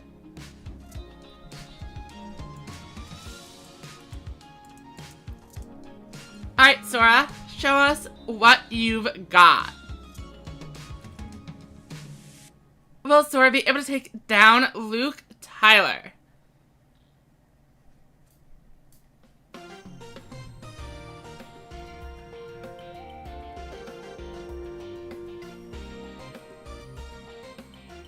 We see not very much offense coming from either player. But we also know Sora is running plenty of Torn the Windweaver, and with 9 cards versus Tyler's 5. They are in a pretty good position to start making something happen.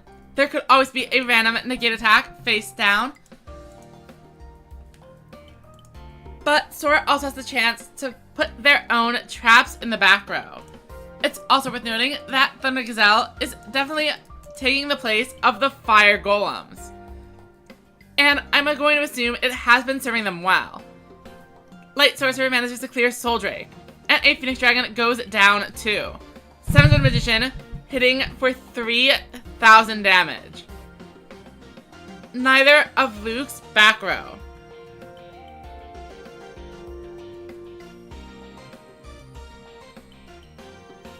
Wait, Manarchist, you're saying this one's fake Sora? Oh, they don't have the stars. I assumed it was a Sora playing 7's Axel Road. So I'm assuming this is real Sora. Are they not? Are they not? I mean, both Soras are real Soras, obviously. But I know people call, Star Sora the real one. Welcome, Penguin.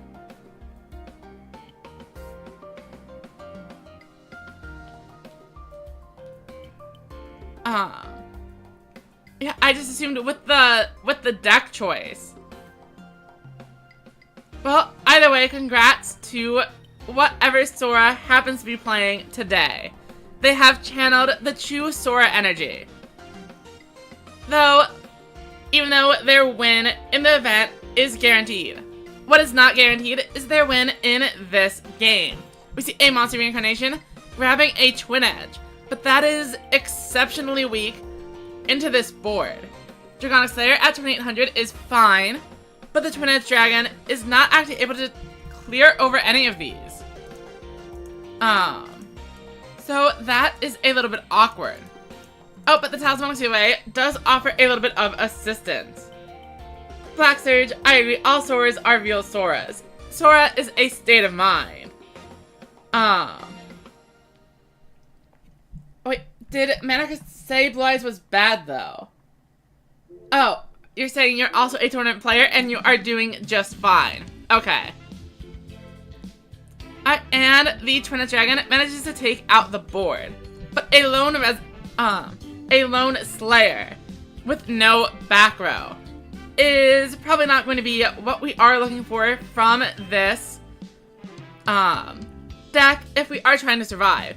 2 Mystic Dealers and a Torn of the Windweaver, switching it to defense mode. That is game. 2400 plus 1200. More than enough to take out Tyler's remaining life points. Summons Axel Road activating. And Sora sneaks in another win with just 2 minutes remaining in the event. We usually post the top 4 deck lists, so there is still a reason to be fighting. Chenyu, Strat, Dingus, all these players can win a game and potentially make it into a 4th place situation. But they are going to have to be incredibly quick. We do see Chenyu is still playing. So let's go ahead and see if they are able to get it done in time.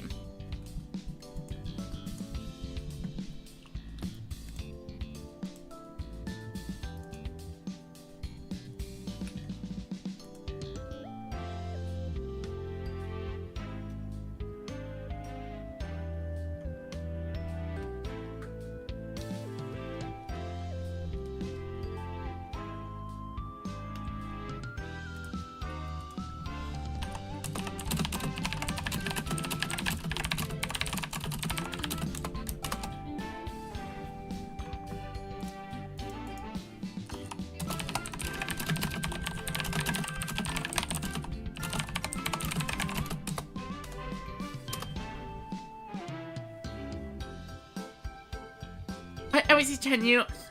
Oh, I'll be right back. My nose keeps going.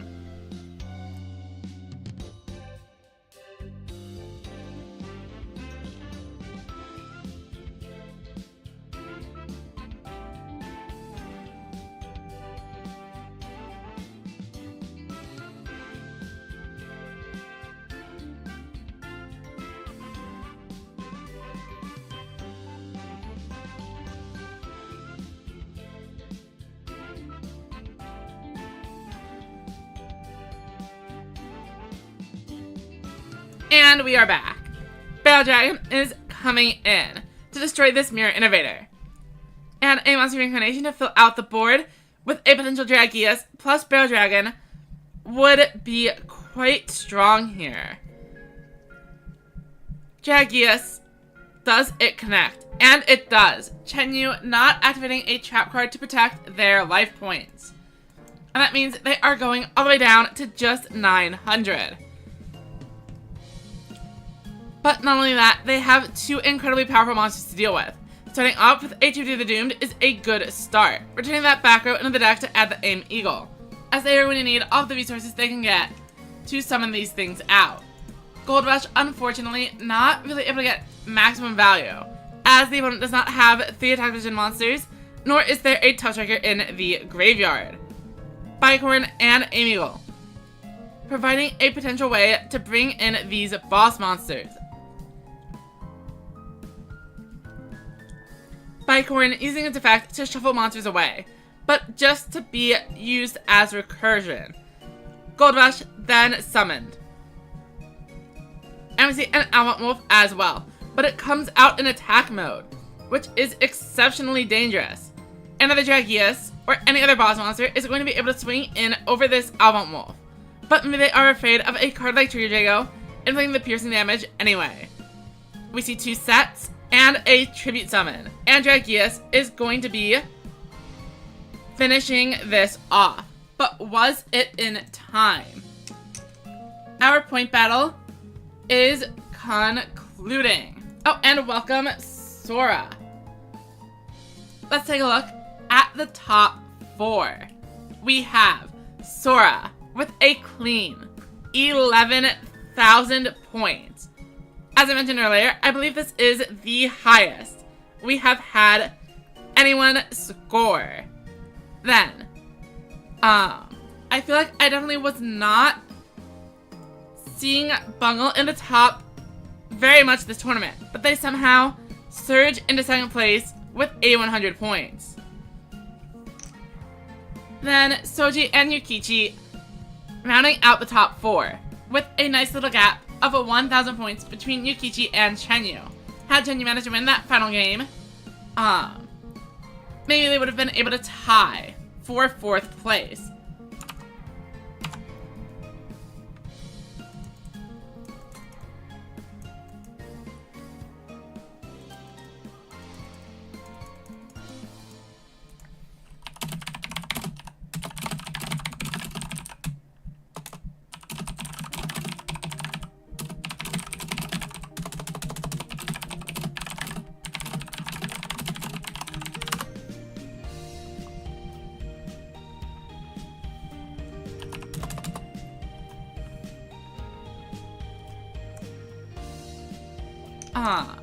And I think Bungo has already said in their list, which is great. And give me just 1 minute while I send this over to Clausulus. Events. Oh, and I also need to send out the ping. Over in announcements.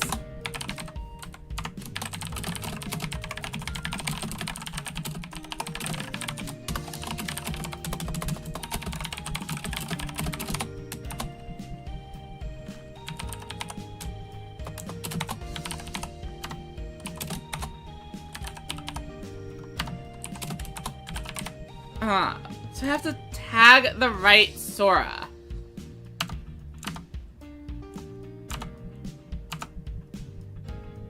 But I'm also missing out on comments over here.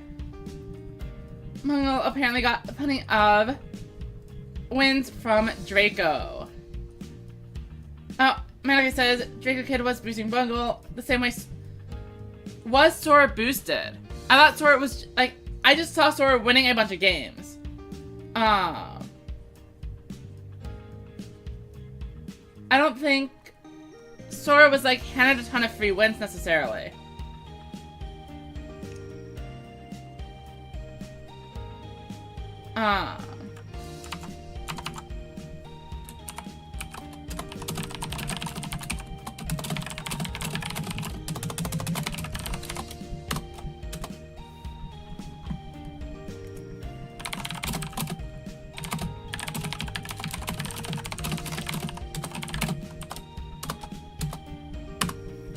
Okay, so that has been resolved. Welcome, Suji. Congratulations on the good finish today.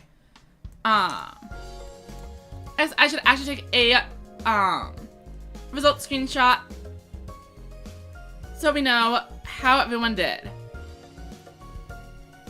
of just the top 5. And I will send that over as well. I don't know if that's something that would be useful.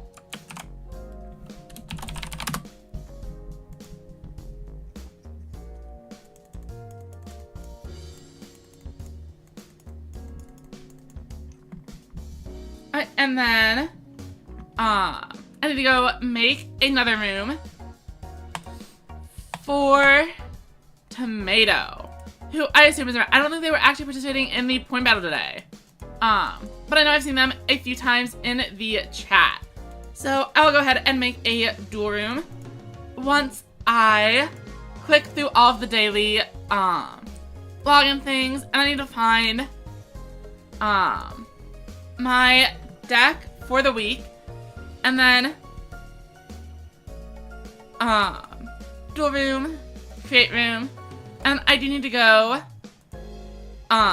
refill my water before we start this. Normal regulations seems right to me.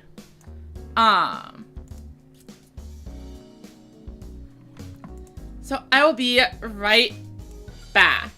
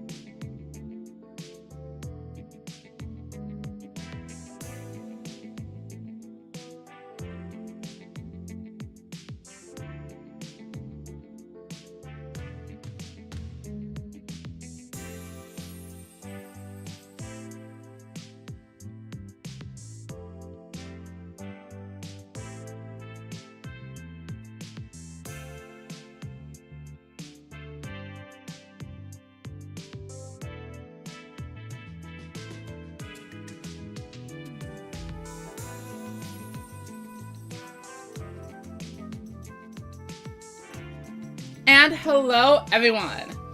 We are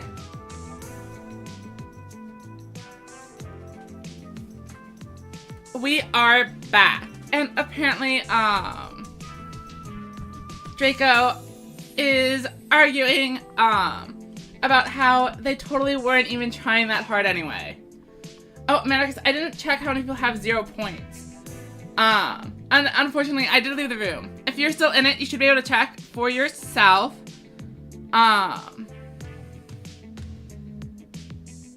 If you are still in it, but that is something I think is going to be a few people at the end of any point battle are basically guaranteed to be there. Either because some people show up and don't queue, or they quit about halfway through, etc.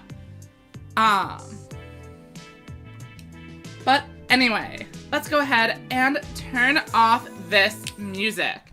Turn up the audio, and then see if Tomato is here for the call. And Hello.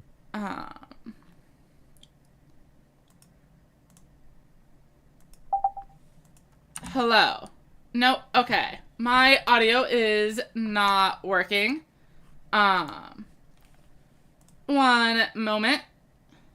Can you hear me? I can't hear you. Hello? There we go. Hello. Yeah, apparently my mic is not working on Discord. But I have the webcam mic as well.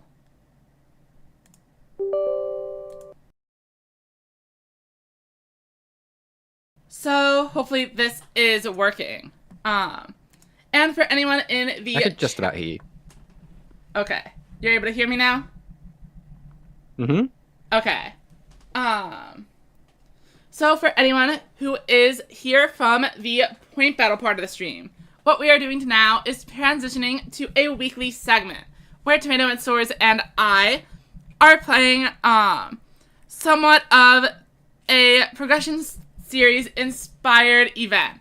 However, we are on Duel Links, so every week we are adding in a new pack from the physical game. But all those cards, of course, are not in Duel Links, and Duel Links has a different ban list, 6k life points, and plenty of skills. So the format ends up being pretty different. This week, we are on KPO4, which introduced Asana and the Worm cards, which notably, are not in Duel Links yet. Asana is probably the next character being added. So instead, we are going through and looking for other support for cards that we might actually be able to build something around. And how did that go for you, Tomato? One sec. Could you check your microphone settings quick on Discord? Because it's very difficult to understand what you're saying. I don't know if you've got the right microphone selected.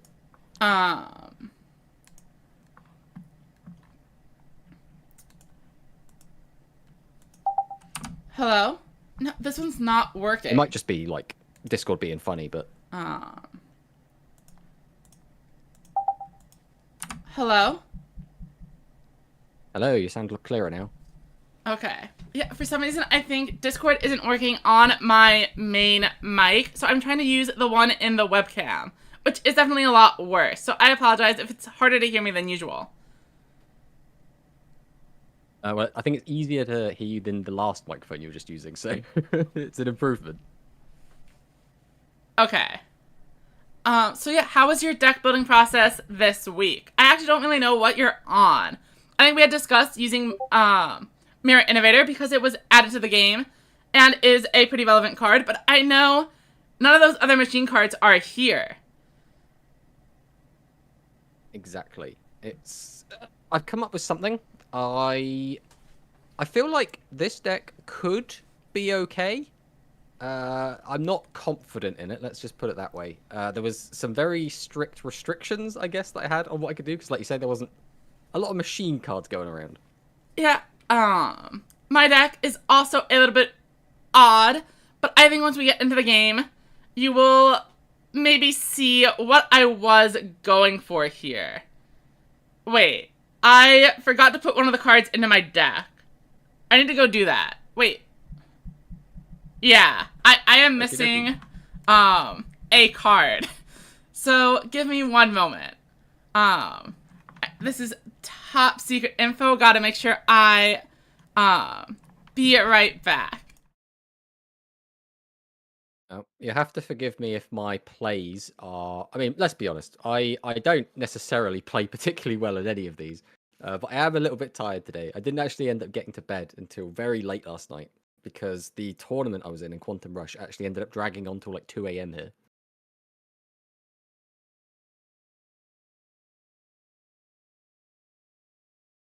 But all the way until 2... That's super late. About midnight here. So it was like an extra 2 hours. Were there more people than usual, or was it just the game is slower now with all like the noodle players? So I was actually on Noodles, and I got to the finals at about midnight, and then I was able to actually start playing, I think, the actual final game about 1:30 in the morning. That is, I mean, I didn't make it all the way to the finals, but that was my experience playing in the previous Quantum. Because I got the, like, round 1 bye, where, like, you know how a few players have to play in round 1, but most people start in round 2. So I did that. I won that relatively quickly. And then round 3 I had to wait, like, an hour, or at least 30 to 45 minutes, before the rest of it caught up. And I'm sure in the finals that's even worse. If you're, like, actually playing your games at a decent pace, and the other side of the bracket's just stalled.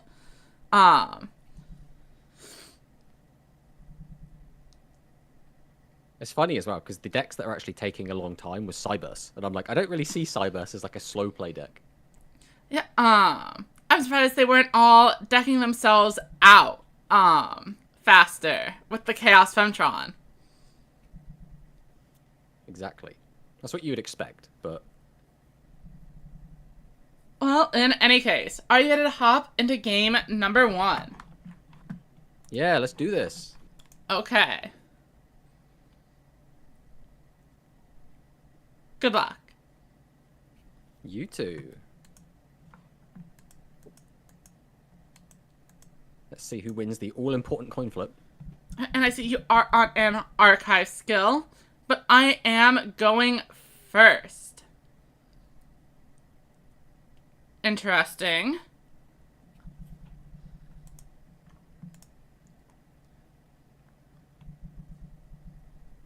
Well, I'm thinking I probably want to start off with a card here and one here as well. And then I will be bringing in a boss monster. This card is not from KP04, but it has been in the physical game for quite some time. However, it was only recently introduced to Duel Links, and I am of course talking about the all-powerful Blue Eyes White Dragon. Let's go ahead, put a monster face down, and see how you deal with 3,000 attack. Even if you bring in a 2,500 attack point monster, Mage, Thunder the Thunder, Speedy Performer, those won't be enough. Go ahead. Well, I think I'm going to just cower in the face of an unkillable Blue Eyes and just pass back. And now it is my move. And my Cyber Stack did not do very well last week, but it is time to get revenge with Dion Keto, the Boogie Master. I'll go ahead and bring it in. But we did not draw just one copy, so I'll use its effect to gain 1,000 life before summoning out another Lamoon and setting a card face down. I activate Disco Fever, and I will boost up Lamoon to be able to break through any monster you could possibly have set. Not my Winged Dragon Guardian of the Fortress #1.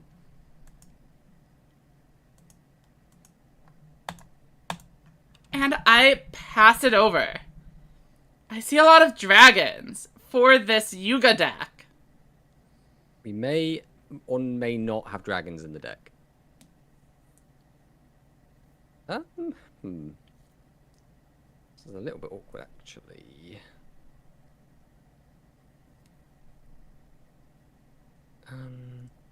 Right, I think we have to do this. So we're going to summon out Sports Dragon Pitcher. Go ahead and use its effect. We'll bring out Slugger. Then I'm going to go ahead and perform a tribute summon to summon out the Steel Mech Lord Mirror Innovator. But do you have any Question machines now is- in the graveyard?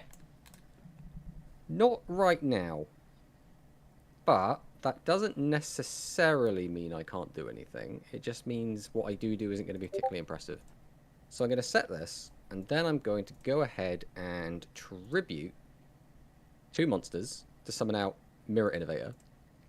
We'll go ahead and use his effect and send a second copy back.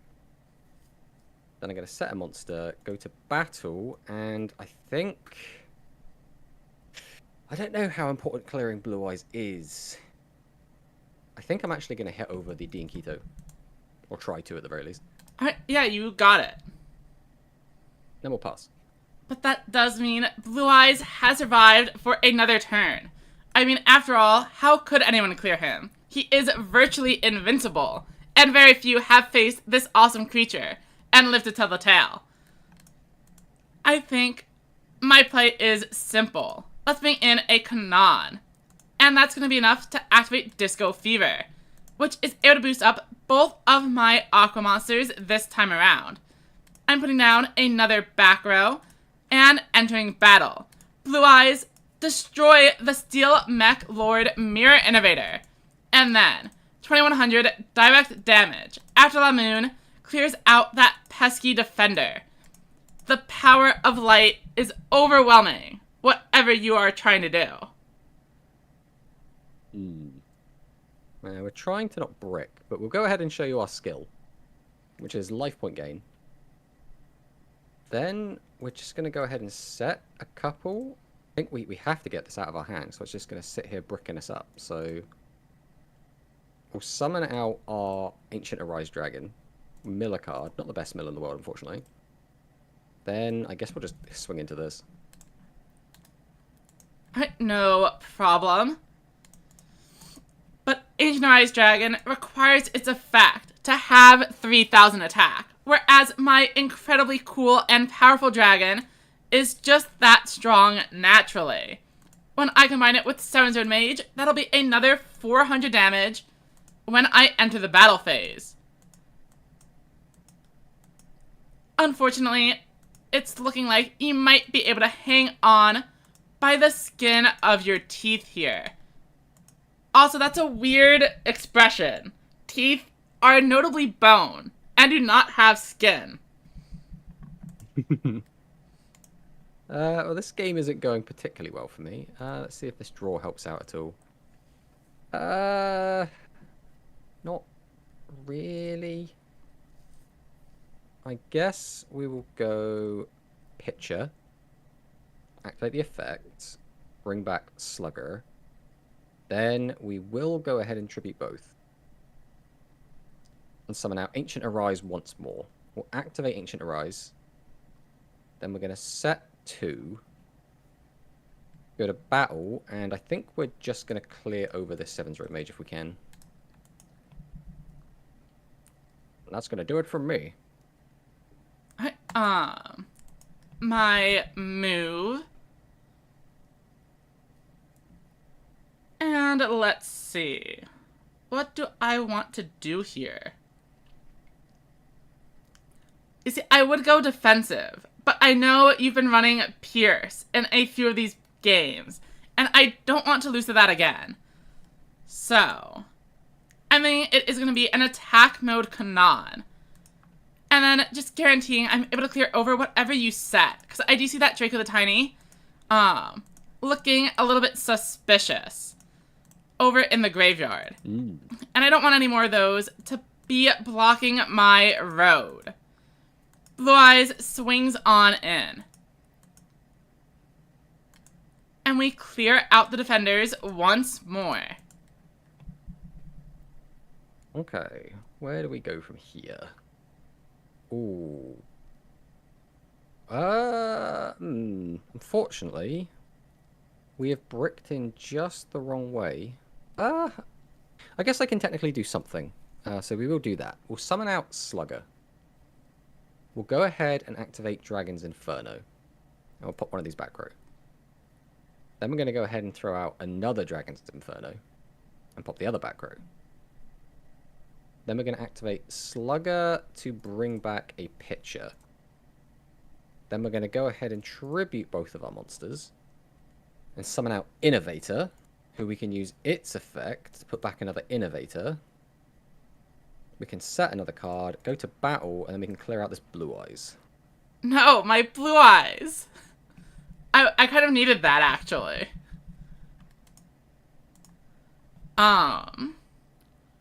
Well... I'm just hoping you don't have a D and Keto, I guess. This is a little bit awkward. But do you have any machines in the graveyard? I do No. not. But you only have 9 cards in deck, and I know you just put back a Mirror Innovator. So I can't really just assume you won't draw one either. I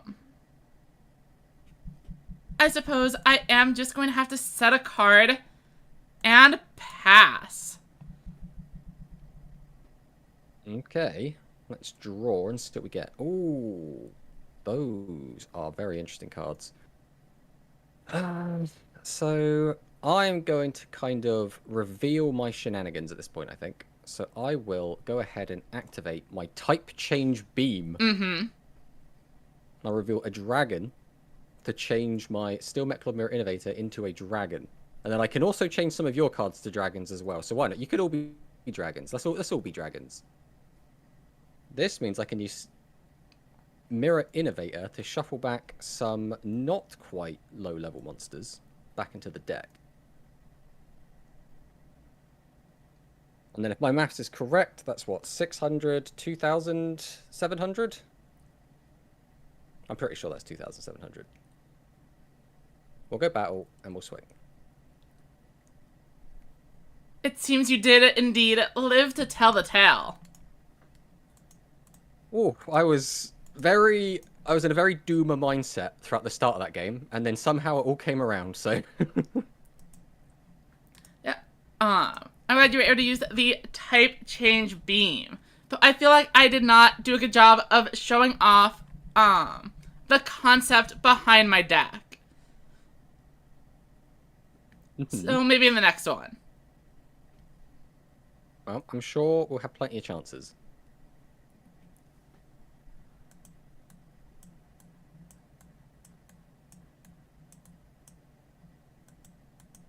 I'm just happy I got to do my Type Change Beam thing at least wait. once. Now I can die happy. I remembered why the card wasn't in my deck before the start of the stream. It's because it's not legal. I mean, it's not the end of the world, but we can do a little cheating as a treat. Fortunately, I didn't draw it here. But I'm pretty sure it came up at some point last game. In any case, I'm gonna go ahead and bring in Keto, the Boogie Master. Ooh, and I will okay. activate the Shining City Knight's Field Spell to provide it with a 200 attack point boost. This is obviously not a great play, given you are running Mirror Innovator. But I mean, a 2700. How will you ever deal with that? This is a very awkward hand I have, because I kind of want to go defensive, but when you've got 2 high-level monsters in your hand, I feel like you don't really get a choice. So we're gonna set, I think. I think this is the play. All right, we'll set this, and then we'll end. I bet you can't guess what my defense monster is. I don't need to guess. I summon Speed of Reformer, a card found in Selection Box Volume 1, and activate its effect. to boost Dionketo's attack by 400. Then, I attributed off for Torn of the Windweaver, a card no longer paywalled, thanks to the new Blue Eyes Structure deck. I will activate its effect and discard a Currybot, also found from Selection Box Volume 1. And then I activate the effect of Dionketo the Boogie Master to mill, or to discard a Speedy Performer and gain 1,000. The Aquas come together with Kanan to use Disco Fever and boost Dionketo even higher. Battle and swing. Now.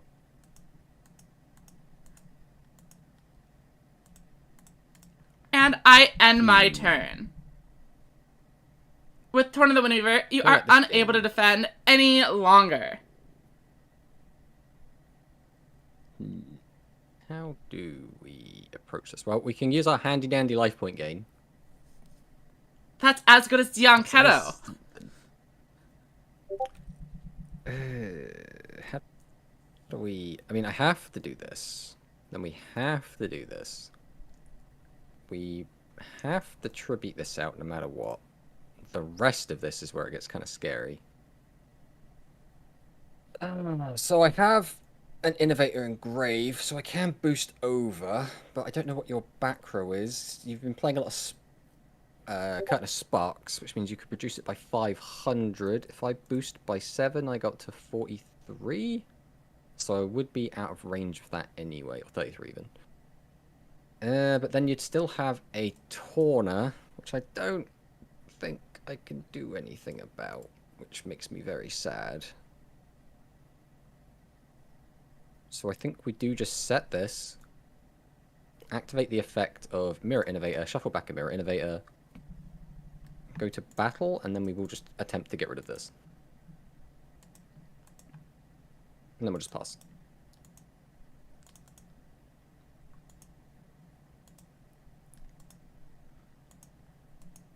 I will use Torna here and discard a Lamoon to switch your monster into attack mode. Yeah, I was worried you were going to do that. But I didn't really have any other option. Then I would like to get in for as much damage as possible, so I summon Lamoon to trigger my Disco Fever skill. I can boost both of them, though it doesn't really matter. Battle and swing in for another 2,000. And we'll see how you deal with this. Okay. I actually thought this was going to be a little bit worse than it actually ended up being, because I still have my Mirror Innovate, which is quite nice. How do we want to approach?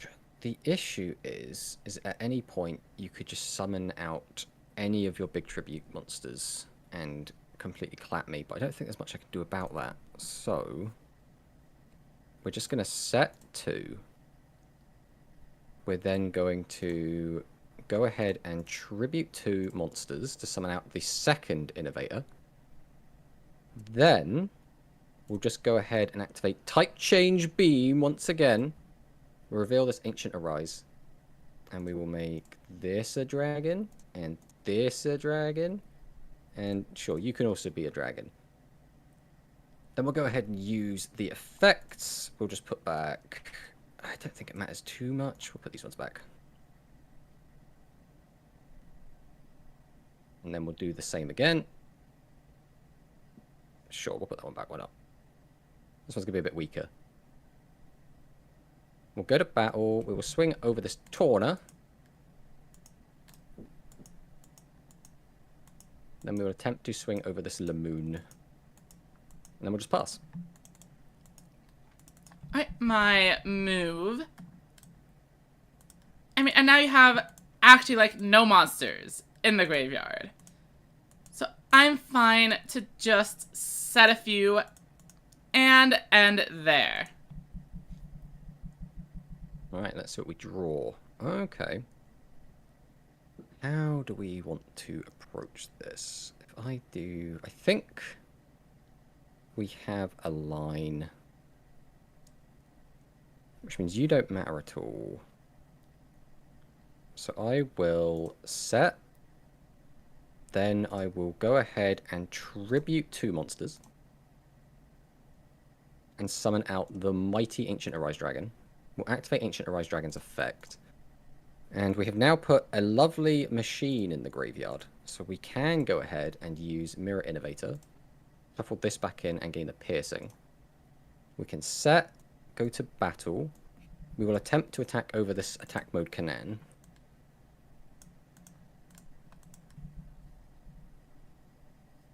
Now, is this going to be a 50-50 or is one of these... Oh, they're both just high defense. Let's find out. I mean, I don't think it matters. It was enough. Yeah. I didn't 40 bother times doing the any highest. maths. This is... This is something you might know about me, Hyla. Maths is not my strong point. Oh no. I wonder if I could have won if I actually like switched the Mirror Innovator to defense mode instead of flipping up the Triad. I also did not do the math. I was just like, well, I'll just swing in over the set monster. Well, you put me so close to death that if you'd have drawn any boss, I think you just kill me there, right? D in Keto becomes 27 plus... Is it 8 it gains from the skill? 7. Either way. Yeah, well, yeah, that's more than enough to, like, kill me, right? And That's then Blue true, Eyes is also, I think... Well, Blue Eyes would have been exactly 600. enough to kill me as well, because it's 600 more, yeah. Did you want to go game 3? Yeah, but I will remove the card that I added back in. That I'm not supposed to be running.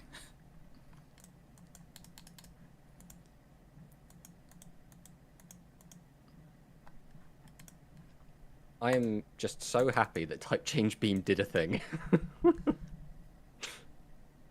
I'd say it's working pretty well. This is an actual anime combo as well. Now, obviously, it's meant to be used with, like, I think it was spellcasters in the show, but... Probably. I was like, I don't want to bring spellcasters again, because I've just brought spellcasters. So I was like, I'll mix it up. I haven't brought dragons yet.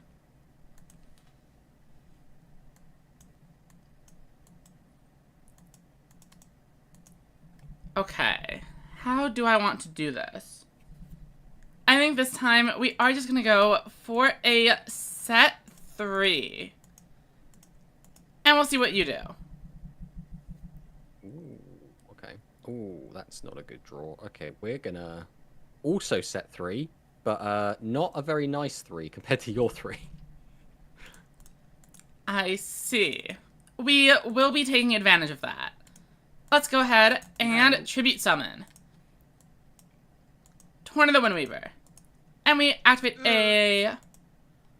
Torn of the Windweaver's effect. And we discard Curtain of Sparks to flip up your monster. But that is not all. Sparkheart's Girl will discard Grace Princess Kana to weaken your monster and give me right back the Curtain of Sparks I discarded for Torna. Ooh. Then we perform another Tribute Summon, removing 2 monsters from our field to bring in Dion Keto, the Boogie Master. La Moon, onto the board, triggers the Disco Fever skill, boosting its attack by 700. And then we battle. Ow. I'm on 600 life points already. 500. This is not looking good. Oh, 500, yeah. I told you maths wasn't my strong point. Okay.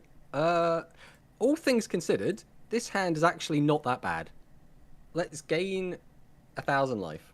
You know, that skill has saved you both times. You've been under 1,000 at the end of both of the first 2 games. Yeah, life point gain is just the best skill in the game, right? I don't know why people keep playing Hammer Crush in these aggro builds. It's all about life point gain. We're going to summon out Pitcher. We'll use its effect and bring back this Slugger. Then we will just get rid of that pesky trap card that we know you've got back there. I mean, it could be I anything. think that might get in the way. It could be anything. Literally anything. We'll go ahead and tribute these. Summon out an Ancient Arise Dragon. Then we're going to summon out 2 more monsters. And then we'll summon out our other best card in the deck. And it's the second Ancient Arise Dragon. We have just milled that twice. There goes all my spells, apparently. Right, we'll go to battle. I think we need to clear these threats. Otherwise, we are just dead in the water. As much as I'd love to get some damage in. And then we'll pass.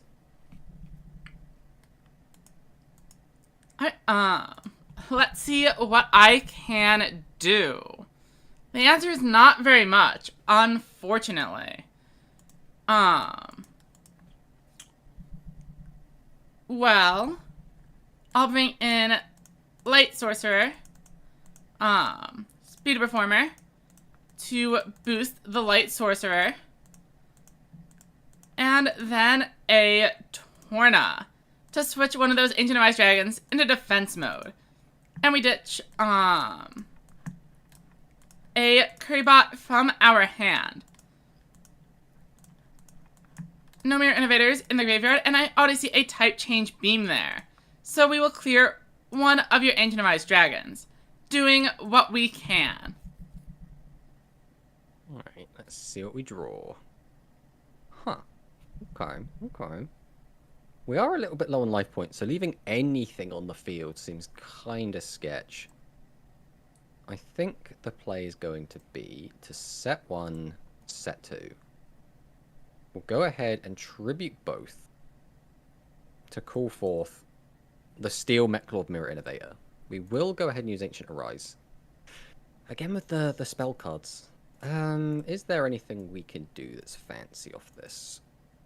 Yes, there is. Let me do some quick maths, which I'm genuinely terrible at. That should be it. Yeah, right, we'll go Type Change Beam. Reveal we have the dragon. We'll just turn this into a dragon. We don't need everything else to be dragons this time. We can then use his effect and just shuffle back the 1 to give us the piercing. Go to battle, swing over this. And then get in for lethal.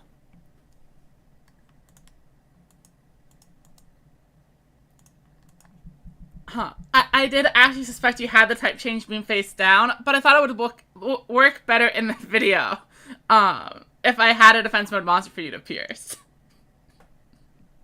Yeah, it's an awkward one, right? Because it's like, if you leave it in attack, it's almost guaranteed you're going to take a chunk of damage. But if you... It feels weird to not change something to defense, especially when like the odds are you're going to be fine. Like if you're just literally playing the odds, there's more likelihood I don't have Innovator than I do. Slash, there's more likelihood that I don't have Type Change Beam than I do. But yeah, good games. Another 3-0 victory. You are on a roll. I guess the Aquas are not as good as I thought. Well, I am bringing a 37 card deck, so that might be part of it. But, yeah, I mean, Innovator, even without any other machines in the deck, Innovator is still just that strong, right? Obviously, Type Change Beam does a lot of the heavy lifting, but even if you're just Innovator into Innovator, you still get a 3100 piercing body, which is actually quite good. Yeah, I agree completely. I think a lot of people who had played Paper Rush were probably not expecting Mirror Innovator to show up so soon. Like, I think it's just such a strong card. It's a shame that Acebreaker sees no play now. But it's like they couldn't not put this on Limit 3. Otherwise, aggro would be tier 0. Exactly. So my deck idea concept here was the Dion Keto. I think like the original translation was like Dion Keto, the gold digging master. So I just went for as many paywalled and selection box cards as possible. We have Torna, Spark Arts Girl, Corona Sparks, the Krybot, which got the alt art, and then Speed Reformer and Mage were reprints in the selection box. And then Blue Eyes is Blue Eyes, which is also a new card. So I tried to focus on the cards that were added to Duel Links, rather than the cards that were added in the most recent pack. But it did not work out that well for me. Yeah, I think I only had 6 new cards. I had the 3 Innovators and the 3 Type Change Beam. I actually completely just overlooked Blue Eyes, even though that was KPO 1. I was just like, oh yeah, Blue Eyes, that probably wasn't out.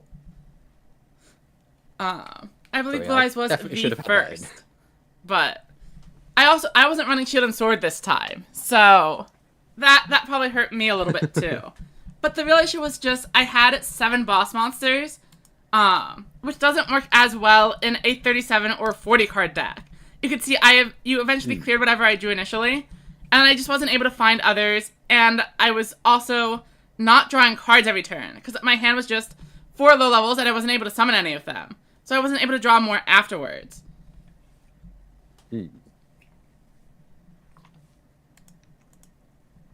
But then we have next week is actually a bit of a weird week. I don't know if you've looked at the next set yet.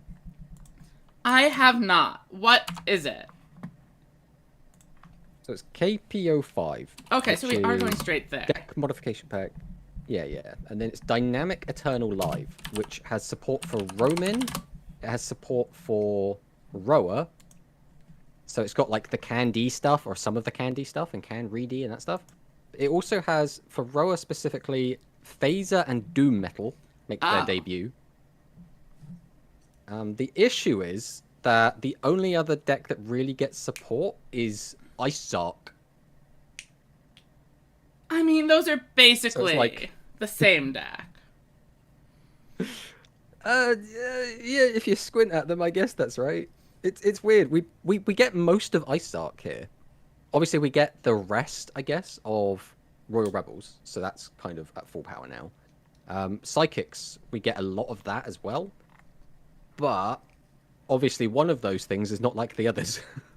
Well, I mean, Ice Sark and Psychic are both pretty bad. So if we skip the Rebel cards, it might be okay. I know I do not want to play Psychics, though. Yeah, I can play the Psychics if you want. I don't mind. Okay. Then I will build something with the Ice Sark, then, for next week.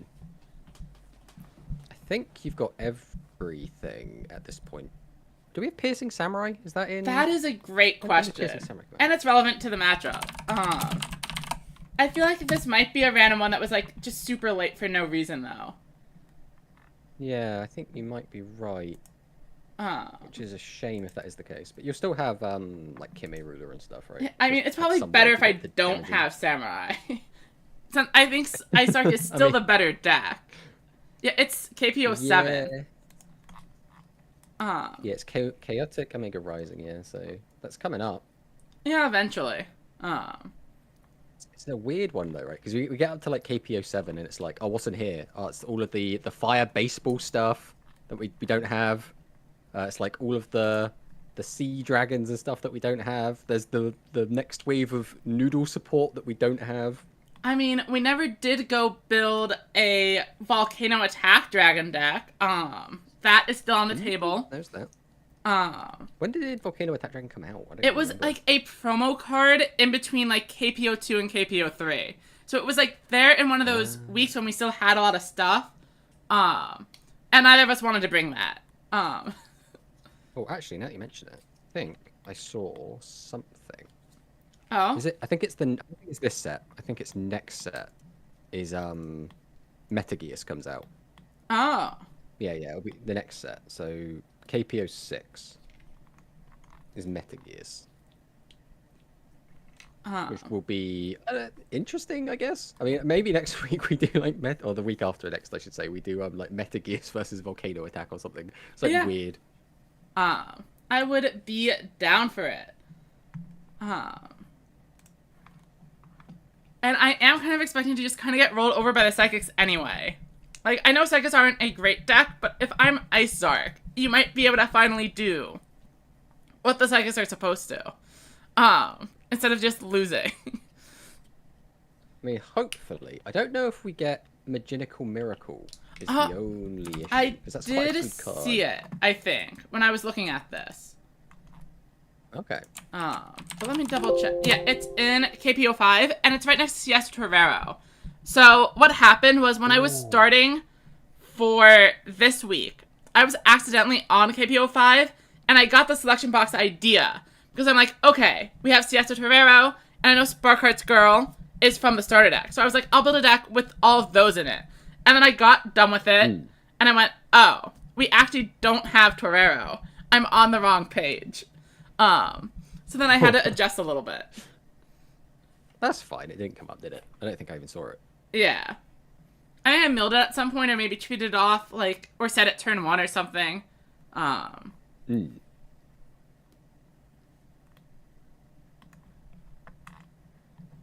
But those were some fun games. Yeah, thank you for your time. Yeah, and I'll see you next time. Alright, talk to you later. Alright, that was a pretty fun battle. I'll try to have it up on YouTube by by the time we do the next one. Let's go back and see what chats I missed. Going to DM the top 4 decks. Right, I do need to go send those over to Clausulus. So let me see who has sent. I have Yukichi. Sent.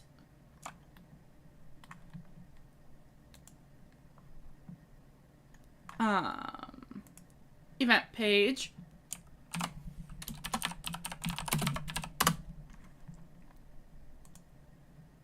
And then I do have a message request from Soji.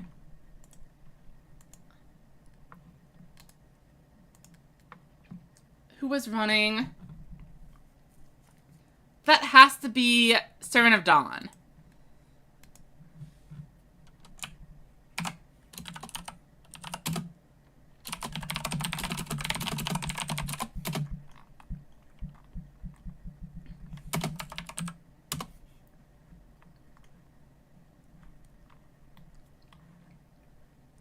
Oh, and I can put on the music again.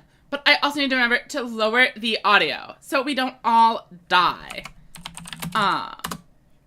And there we go. Oh, wait, no, that's still quite loud. Okay. And then Shoto came in, but I was busy with the tomato, and it looks like they left again already. Yeah, and Type Change Beam is a pretty fun combo.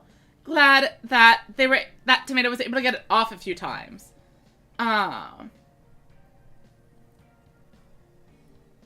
Isarc is better than Psychics.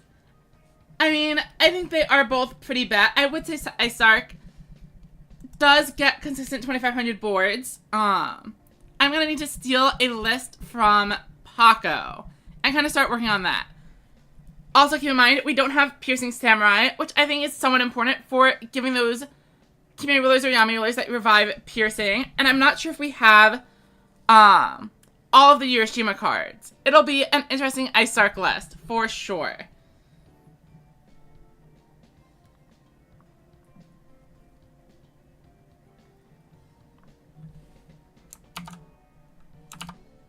And next up, I was thinking I would go transition over to Etrian Odyssey first, but we were in the point battle, and I saw a really interesting deck, and we are going to be trying it out. I'm going to move the KP01 deck, as Tomato and I have finished that collab several weeks ago. And we are going to be building Blue Eyes Resonance and seeing if this works. And if it does, I will be making a video on it. If it doesn't, maybe not. So, obviously we run Blue Eyes White Dragon. And then we run Blue Eyes Bright Dragon and Dragonic Slayer. Where are the Bright Dragons? 2,500. Here we go. Oh, but these are limit 3. So we don't get as many Phoenixes as I would have liked. That is fine. Resonance set. And then we can go over to Dragon Monsters. Definitely throwing in 1 Phoenix, all 6 Sports Dragons. Twin Edge is essential for a Resonance stack to function. And we use Soul Drake to help us revive the Blue Eyes monsters. Triad Drago offers even more support cards here. So Maracus. If you know anything more about this deck from your experiences playing against it, definitely let me know. I'm assuming I should run the 3rd Soul Drake once I buy it. I did manage to set up the account at my bank that I'm going to use for stream-related things. But I don't have the card yet, so I will be buying Blue Eyes eventually. It is marked as a thing I can do, and I've set aside the money for it. But other than this, oh, probably Dragorites. Or Winged Dragons. Are we only running Slayer as our skill trigger? I wonder. I mean, trap cards, we probably are on Negate and Slime, like everybody else. And then, do we run an Inferno? Just for even more removal. Oh, and probably Tribute to the Doomed is the legend of choice here. Does this look vaguely correct to you all? I know a couple of people have seen the deck. So I wanted to check if there was anything I am missing. I could run Dragon's Return, theoretically, over some of the lower value cards like Winged Dragon. I mean, we aren't seeing any Shield and Swords anymore, so Dragorite is actually pretty solid. Basically, the idea behind Dragon's Return is that it's able to turn itself into a +1 on a future turn. Or, get our important cards back into the deck. Like Soul Drakes and Phoenix. And then we are running so many ways to generate advantage that we should be relatively consistent as a deck. They were on Merchant with Striker, send Blue Eyes, and then send the Striker with Soul Drake. Okay. Oh, so we can run that combo over the, Vanillas. Striker is a 1300, and a Merchant is here. So, something like this, then.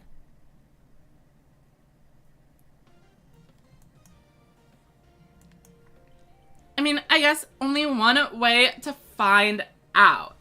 And that is to start queuing on up. We will play a few games with this, maybe 20-30 minutes. And then probably call it for duelings. Might still switch over to Etrian afterwards.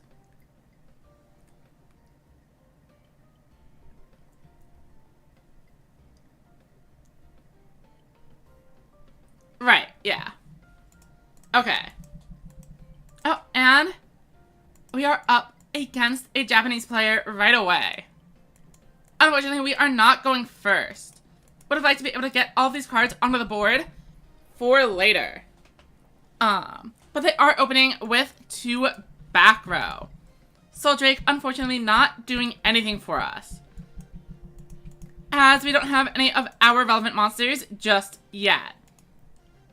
But we do have Dragonic Slayer, and Sports Dragon Slake, and Striker, which are going to be able to clear most of this board.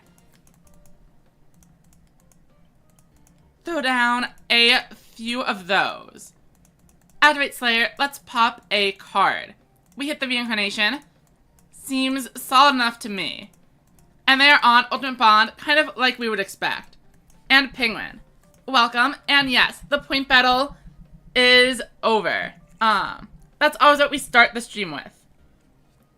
On Fridays. We do the point battle, then tomato, and then whatever is around. Alright, so our Tribute to the Doomed is locked off for a turn and a half. SL, Milling, and Innovator. If they summon out another one, they will be able to return it to the deck. And I assume they are just trying to get more and more monsters in the grave for things like Bicorn.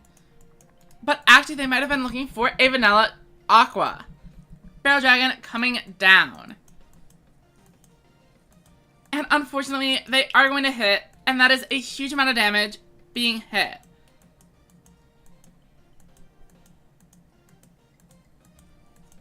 The extra 2600 damage is rough. And we can't even use our Tribute to the Doomed here.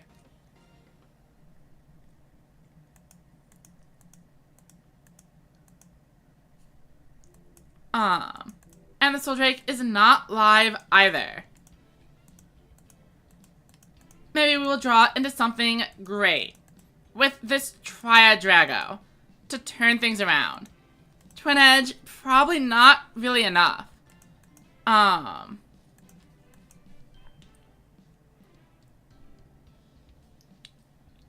Wait, hold on.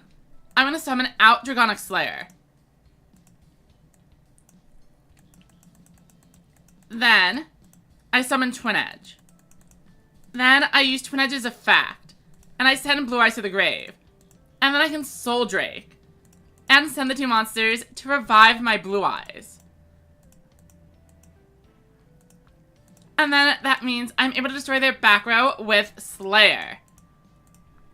And it was the one and only negate attack. We boost up Slayer. And we swing over Barrel Dragon and Boltercorn. Unfortunately, we aren't able to clear out the Avant Wolf. But, I mean, that was a pretty neat play.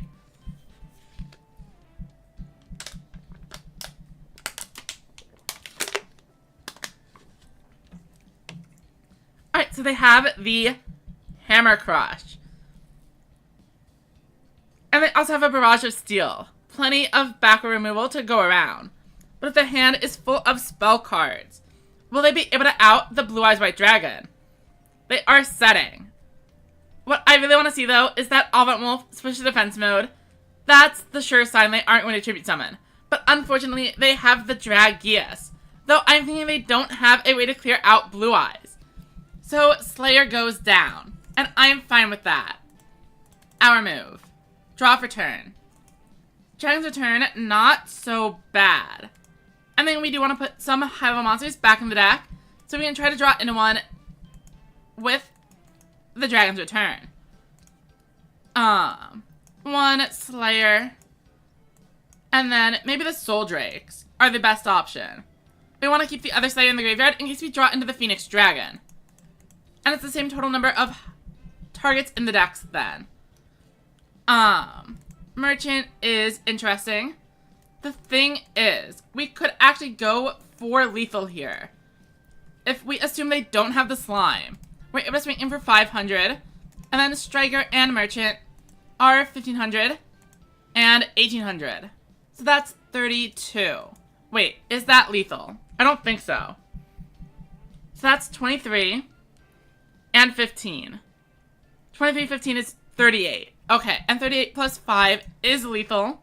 The thing is, if we don't have it, if they have the slime, we are in a ton of trouble here. Still, I think we should go for it when we get the chance.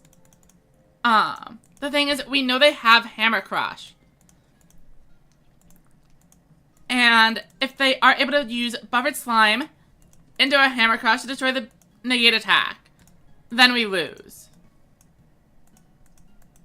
And they do have a set trap here. It is indeed Buffered Slime, and we are in trouble. Yeah, I could have drawn off the Triad, but I think it was a better play to just try and assume it was anything other than the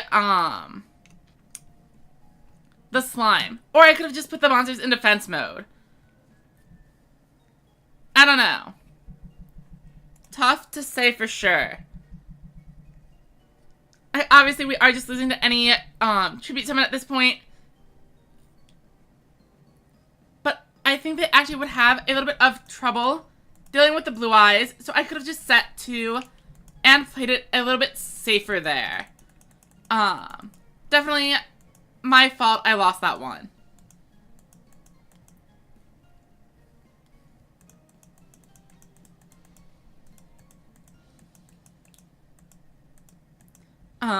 Red Fire says 2 Phoenix and a Bunker Strike. I do want more Phoenixes in here, but then I would only have 2 targets for the Soul Drake, which feels awkward as well. But it does also mean I get to draw more and mill more, and probably set up the graveyard a little bit easier. So that might be worth trying as well. But is it really a Blue Eyes build if I'm only running 2 Blue Eyes themed cards in the high levels? And at that point, should I just be running Dragius instead? going first is usually a pretty good sign. We have our potential striker combo. Though I am a little bit worried, we are about to run directly into a Harpy Ladies, flipping over this pitcher and swinging in for 2,000 damage. Slime we aren't using anytime soon.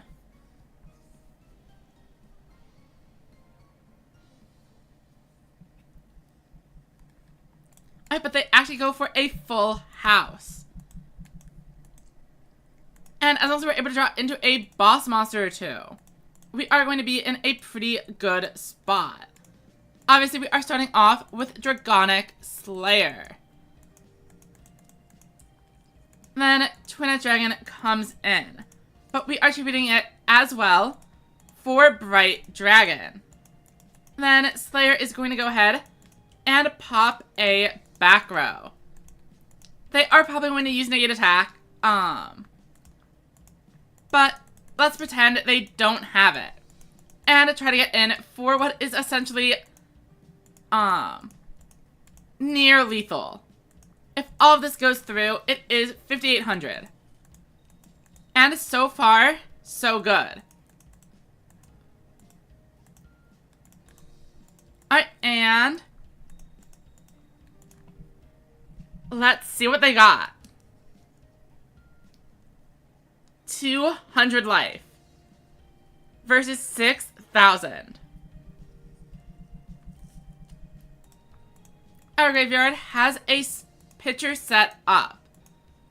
They Essel and mill out 2 copies of Bright Dragon. They are on a more traditional Blue Eyes list.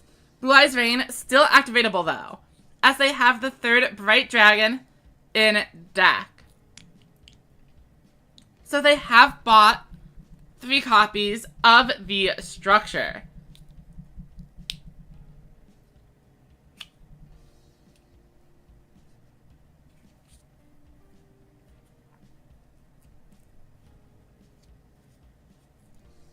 And Dragon's Inferno is going to remove our slime.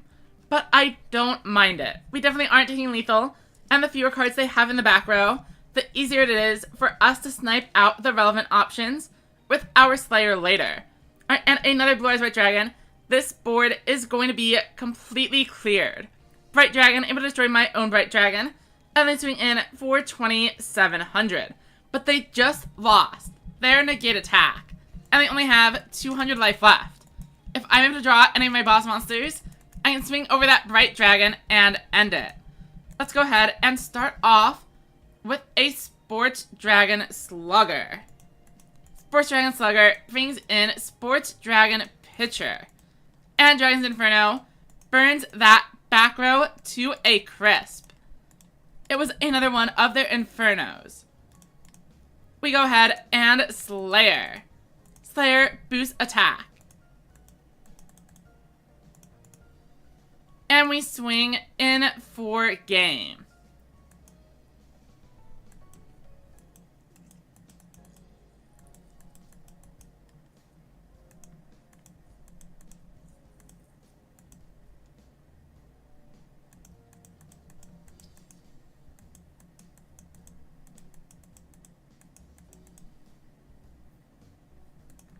And time for another round.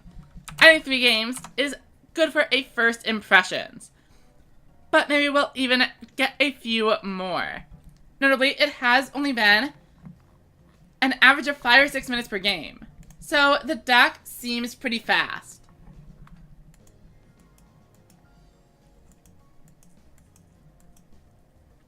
Unfortunately, we are being kicked out of that duel. So we'll have to try another one.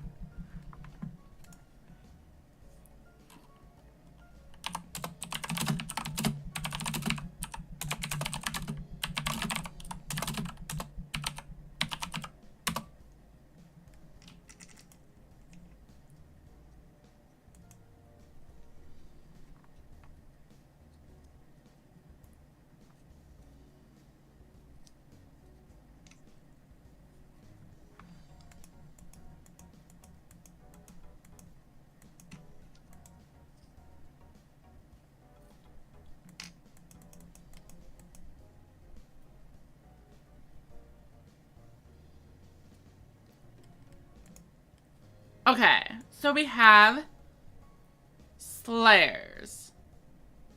Tridrago isn't able to use the effect because they don't have a face-up high-level monster on board. Twinus Dragon can come down and swing in though. We have a Prismatic Dragonic Slayer, which is nice for removing that back row. Activate the skill, and we will clear the back row and destroy the board. Twinus Dragon needs to discard the other Slayer though, which could be an issue. Removing the negate attack nice and early. Always a good start though. Looks like they are on a traditional Cyberse list. And as there are no Femtrons in the graveyard, we know it is indeed going to be Ragnarok rather than Beyond Curiosity.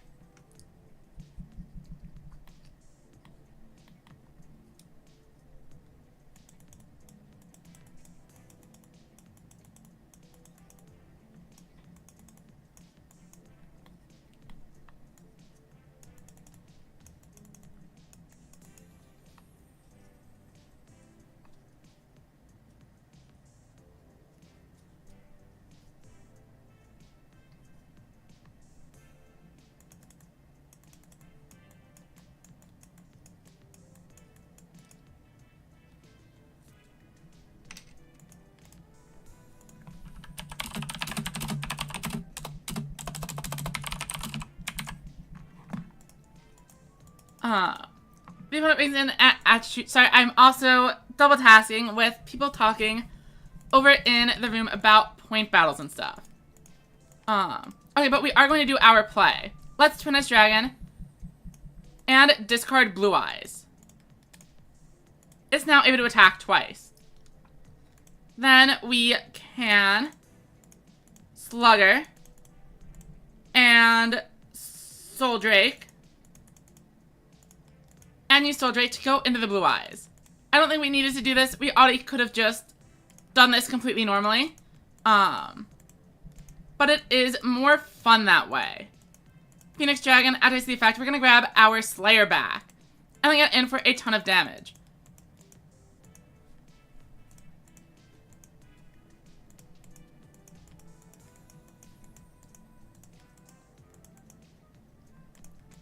Destroy the back row. Buff up. And go here.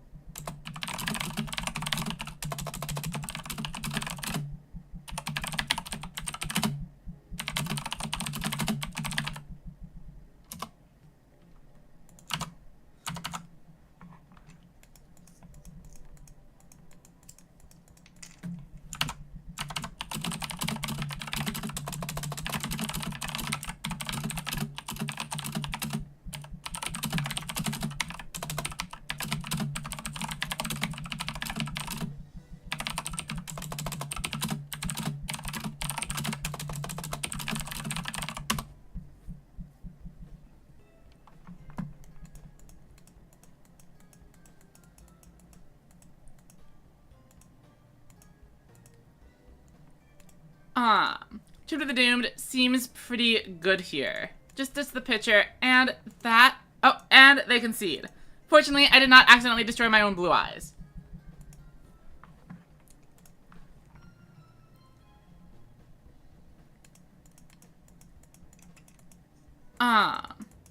Is Delta Flyer a TCG card that I'm not familiar with? Or is it like the translation in another language?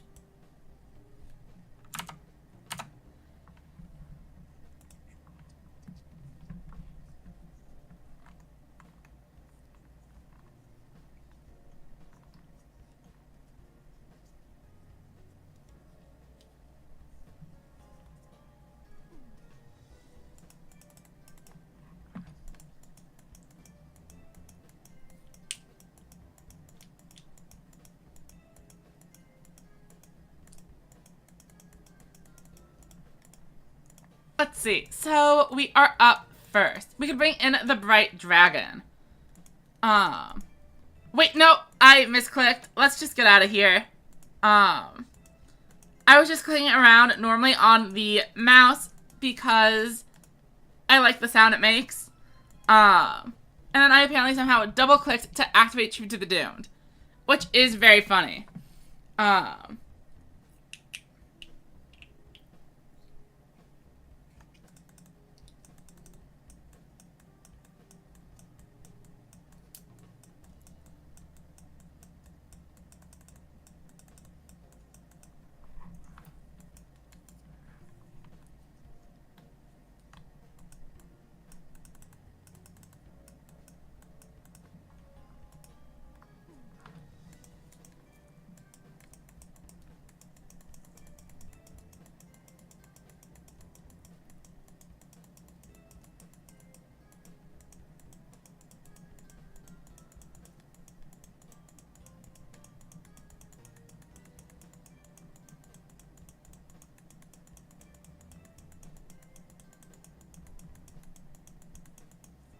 Let's see. So they are an actual psychic player. Most psychic monsters have pretty low defense, so even if we aren't able to activate our skill, Twin Edge alone should be able to kind of just get us through here.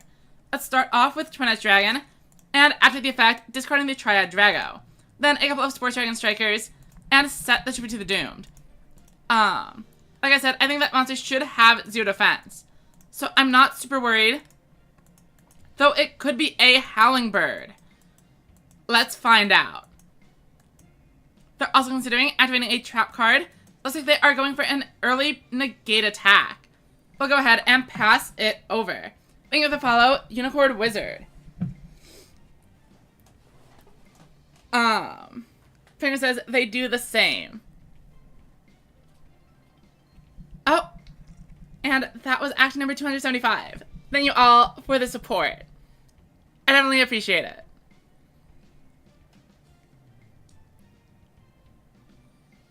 Oh, and thank you, Trickwind, as well. Want to see if I missed a raid or something. But it doesn't look like I did. Oh, and I also missed Spike Rift, from a few minutes ago.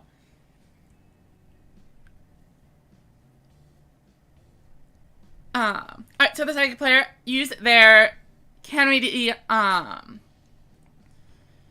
to clear out the Twin Edge Dragon. Unfortunately, we don't have a trap card to stop this, but that is fine. We actually have a Triad Drago now, so we can draw an extra card.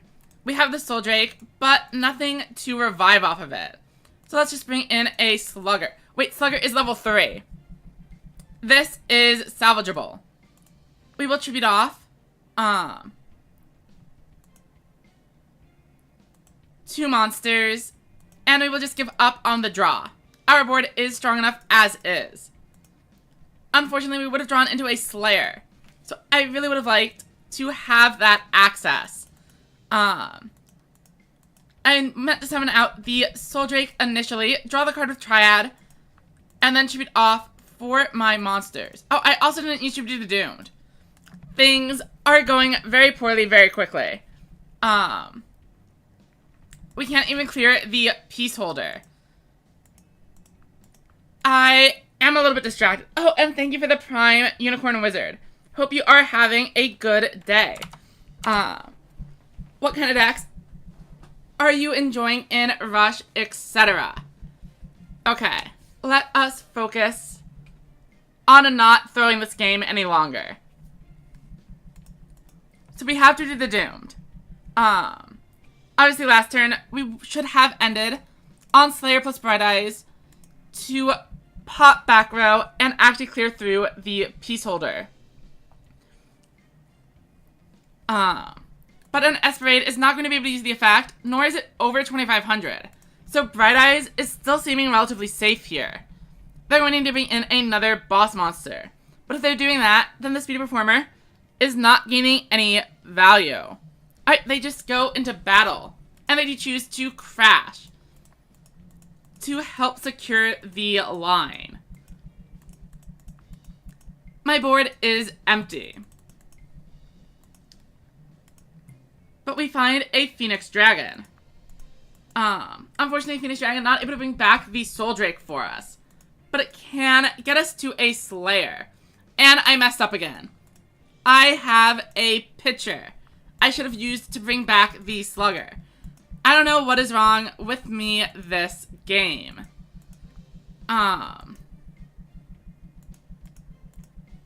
But let's grab the Slayer.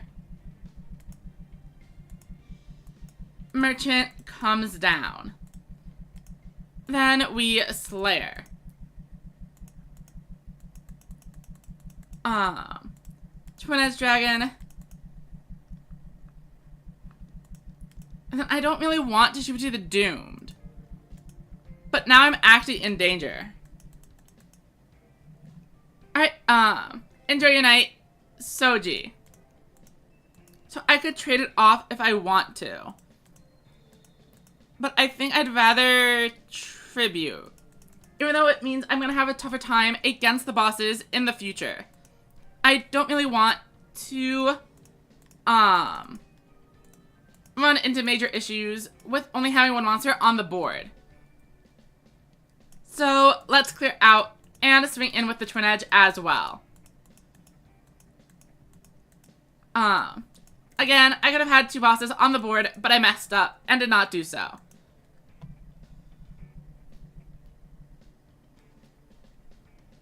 Oh, and yeah, definitely good luck in the qualifiers. I think they'll start, next week.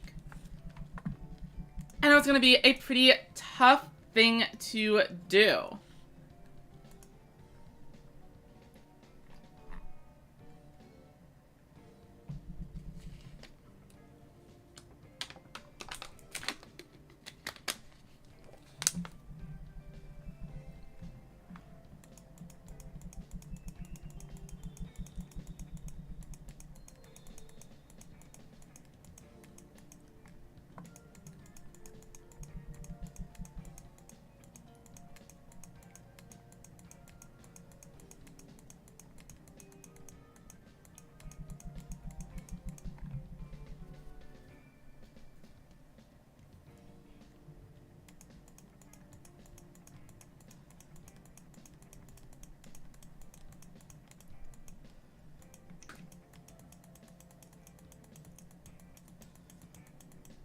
Alright, Primargatana is going to be able to clear out the board. And it's looking like it is going to be very close to lethal. And they get it. Lost to Psychics.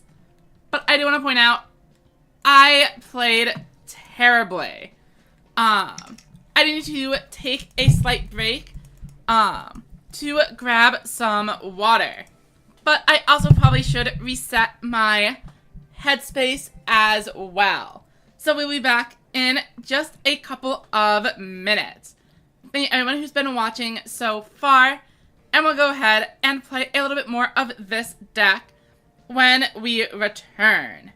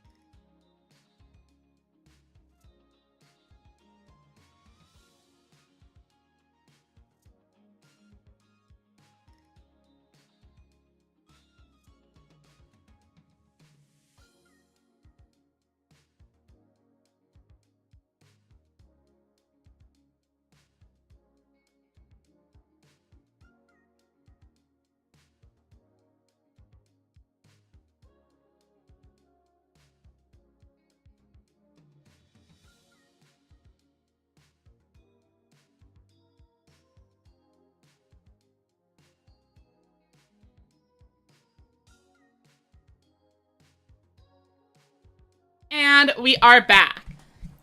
We are going to be playing a little bit more of Blue Eyes, since I have been enjoying the deck. And then, once we get bored with that, we are going to take a minute to set up the switch, and probably switch over to clearing out Etrian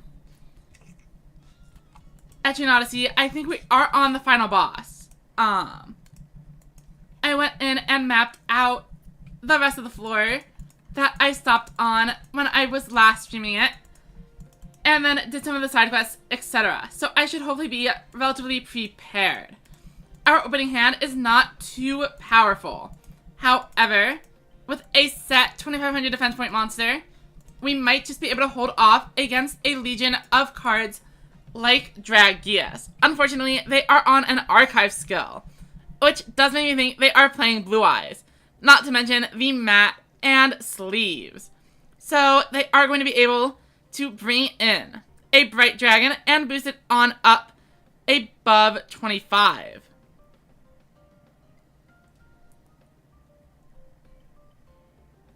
Come on. And they still have 3 cards left to work with. It would bring in another boss if they've drawn it. So we could be taking up to 3,000 damage. Fortunately, all they do... Wait, and they don't even boost the Bright Eyes. A huge mistake. Allowing us to get some big momentum shift going. Obviously, we are going to activate the effect of our Bright Eyes. Switch it to attack mode. Bring in Twin Edge. And picture number 3. We could go ahead and use Dragonic Slayer. And I think we will. Saving the Dragon's Inferno has the chance of eating one of their own back removal. And I would rather keep the Bright Dragon around for later anyway. Let's activate Dragonic Resonance. And boost up. Enter the battle and get in for the 500 that we can. Plus, clear out one of these monsters. It is their own pitcher. As long as the other face-down monster is not Slugger, removing it is a pretty good start.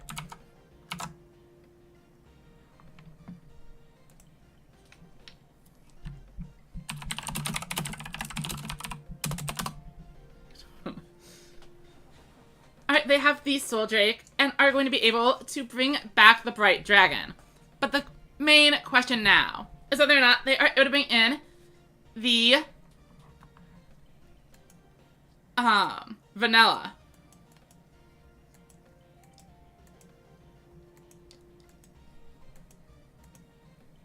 And they destroy our own Dragonic Slayer, which makes sense. They did just set 3 back row. Hopefully we're able to find another one. Unfortunately, not. But I think we actually can still make a pretty decent looking board here. Let's start off with Dragon's Inferno. And we'll just pop one of these cards. And we get the negate attack. That's fantastic. Activate Bright Dragon's effect. Then we Striker. And Soul Drake, I think. Yeah, that sounds good to me. Well, no, we'll just use both. The thing is, I want to keep the other Soul Drake alive around for later. But also getting in for a ton of damage sounds good too. Activate the effect. Mill another card. Let's see. Is it worth it? I think we're going to keep the Soul Drake for later. Proceed to battle. Let's try to clear out this board. And they have a recital set. No problem.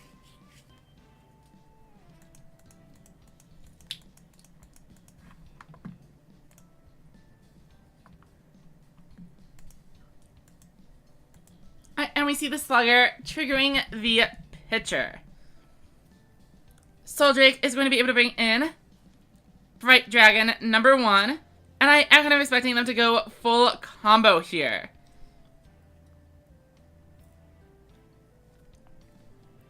they've managed to bring in a boss monster while still having 4 cards in hand.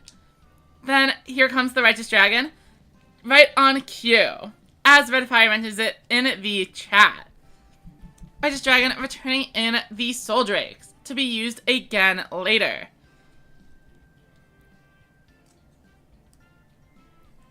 And now it becomes the Blue Eyes White Dragon. Bright Dragon is going to be able to destroy one of our own monsters. And things are looking a little bit rough. Fortunately, this is only 3,500 damage, so we don't need to use the slime here. Also, my opponent is running an absolute ton of spell and trap cards.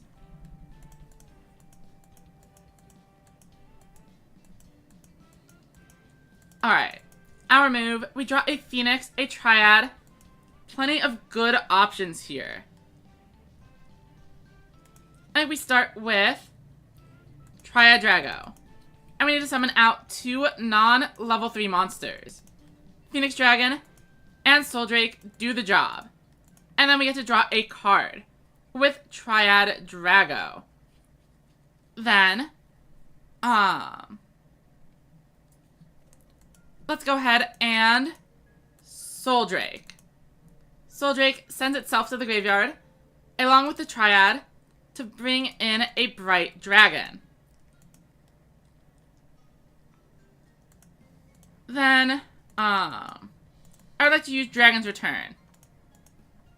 And that'll let us draw even more.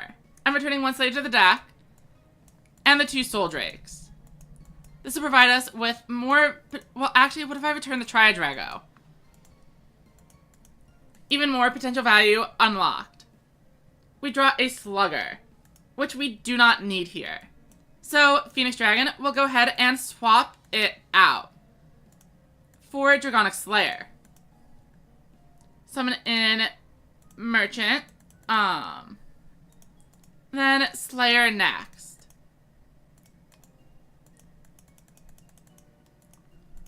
Slayer's effect is able to destroy one of the back row, and it's a reincarnation. Then we have 2 trap cards to protect ourselves, so we can resonance safely here.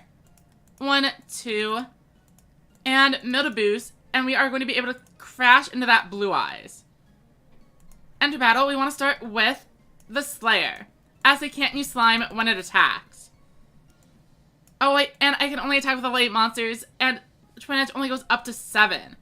That is unfortunate, but we do need to clear out the Blue Eyes to make it more difficult for them to combo with Bright Dragon in the future. And we still have yet to find our own Blue Eyes White Dragon. Unfortunately, they get Ace Pitcher, which means a lot of advantage is about to be generated.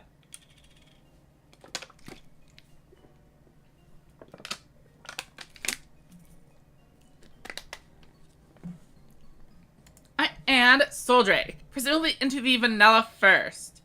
And it is. How many copies of Bright Dragon have we seen in the grave? Only 1. And they actually managed to hit our slime. Another Soul Drake is going to mean our Slayer is going down.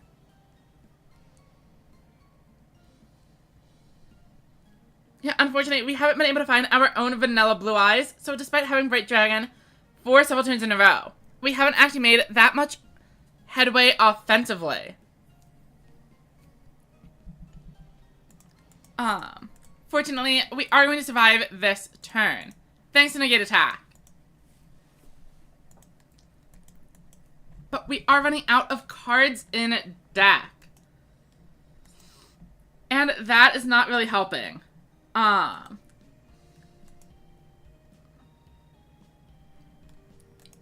They are able to pop the Twin Edge and get in for game if we don't do anything.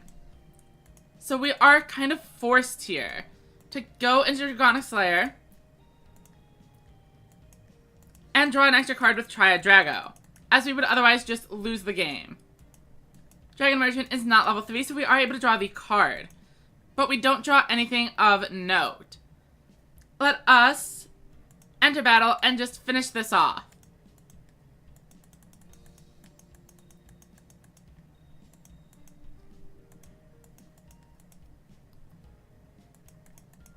And one more shot. I think so far my opinion is mostly that maybe we really do need a bunker strike in here, as without being able to draw and set up the Blue Eyes White Dragon, we are having a lot of trouble actually doing anything.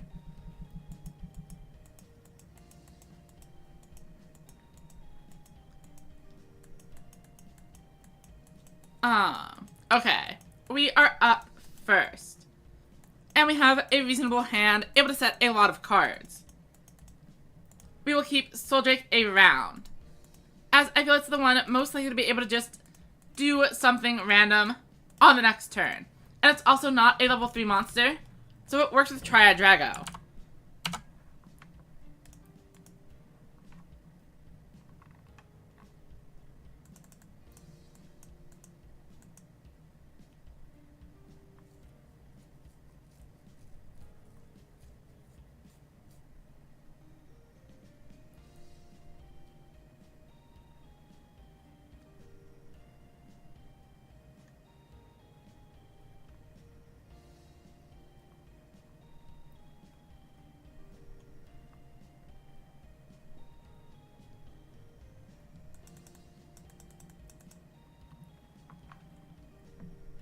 Okay, they're able to clear out 2 of our monsters, but that is not a full board wipe. And they don't even really have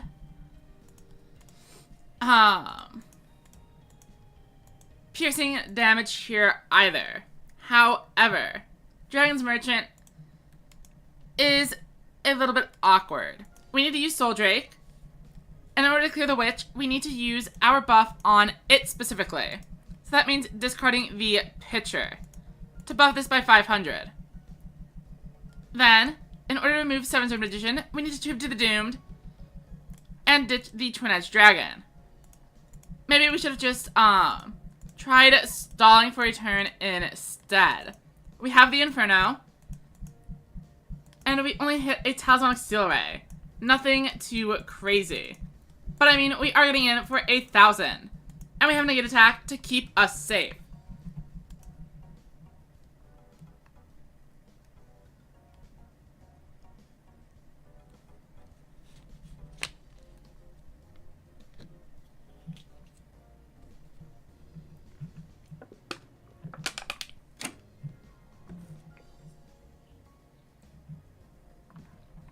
Alright, we see another copy of Witch. And it's looking like they might be going for the combo. Hopefully they do use the search early. Turn number 4, and they have already used their once per duel effect.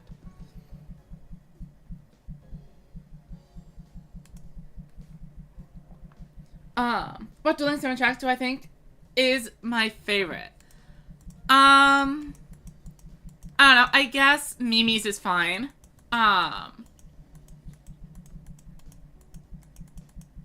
I like Gakuto's actually, now that I think about it some more.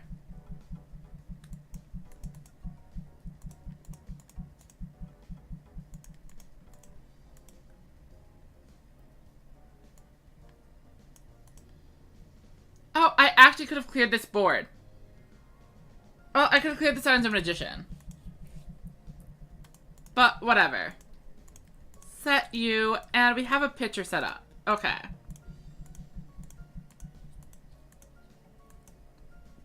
I had Striker and Merchant, which means this could have gone up to 23 and swung over the Magician. But then I would have been capped at 1,500 anyway, so I wouldn't have been able to clear the Witch. So I think just playing defensively is fine. Obviously, if they have a Tornado, we are taking a bit of damage here. But they instead summon an Axel Wonder Splat, which is pretty rare at this point.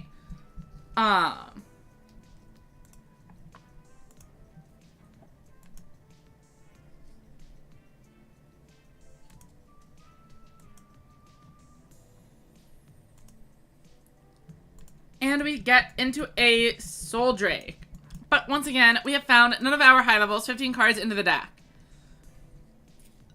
Which means, continuing to cope.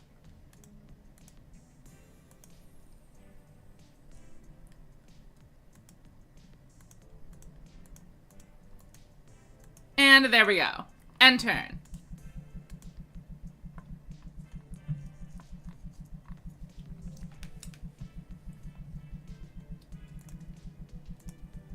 I think this is probably going to be our last game of Yu-Gi-Oh! And we'll switch over to Etrian for anyone who wants to stick around for that. Alright, we draw a Phoenix Dragon. But like I said, we have nothing that we can revive off of it. Which means instead it is time for Slugger. Slugger effect, grab pitcher. Tribute for the Dragonic Slayer. And then, since we actually have the Buffer Slime available, we can do the funny. Summon out the Tri-Drago, summon out the Phoenix Dragon, and try to draw. And see if we just find a high level. Unfortunately, we do not, which is honestly pretty expected. Fortunately, we are at least able to buff up Dragonic Slayer and make Tri-Drago level 7 to destroy this face-down card. We hit the Widespread Ruin. And there goes the Seven's Road. And we pass it over. So, I do want to point out, we do have 1, 2, 3, 4, and 5 boss monsters in the 10 cards. So it was a 50-50 with the Tri-Drago to get into a much better position versus a very bad one. Unfortunately, they do have the magical stream for the slime, and now we are looking really inconvenienced by the 2 random low-level monsters on board.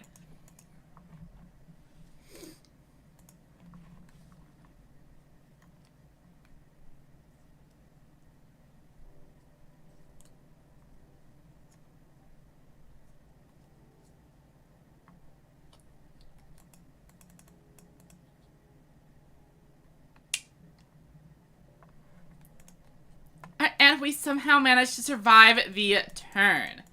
But how are we going to deal that much damage? When they have so many resources on board. Sports Dragon pitcher, bring in the Slugger. And then we can bring in our Slayer. Unfortunately, with only 5 cards left in the deck, we are not able to use Bright Dragon, as it requires us to send a card to the graveyard. So we will summon it, but that will be the extent of our push here. Let's go ahead and activate Resonance. Boost Slayer. Slayer destroys the other face down. And then we enter the battle phase. And I think we just need to hope they don't have the 7-Zone Magician available to them. So we remove the ones that are able to increase their own attack, or buff whatever other monster.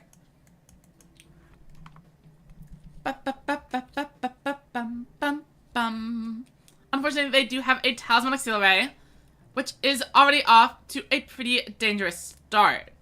Any tribute monster, and they win. Activate the Summons Axel Road after a tribute summon, and they will be able to go up to 2400 and finish the game. Light Sorcerer showing the way. Oh, for a Light Sorcerer of Sanctity to reduce us by another 600 points. And that means Bright Dragon is now taking 1300. Getting in just barely for lethal. Congratulations to Fershon for taking me out. Bum, bum, bum, bum, bum.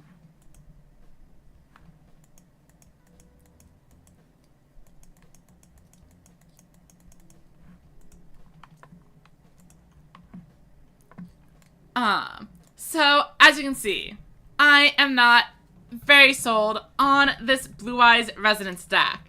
I think my list could use some modifications. Maybe adding a copy of Bunker Strike or 2 would help smooth out the Blue Eyes portion of the deck, providing additional card draw and additional milling. I'm not really a big fan of the Merchant Striker combo, and a 3rd Soul Drake maybe would be good if I also owned the 3rd Bright Dragon. But Phoenix Dragon also seems pretty important, so I feel like it is still a bit of an issue. Also, maybe the Dragon's Inferno is not that important if we have Slayer, so I could cut it for another tribute monster. we are running 6. So not finding one until the bottom, you know, half of the deck is a little bit unlucky.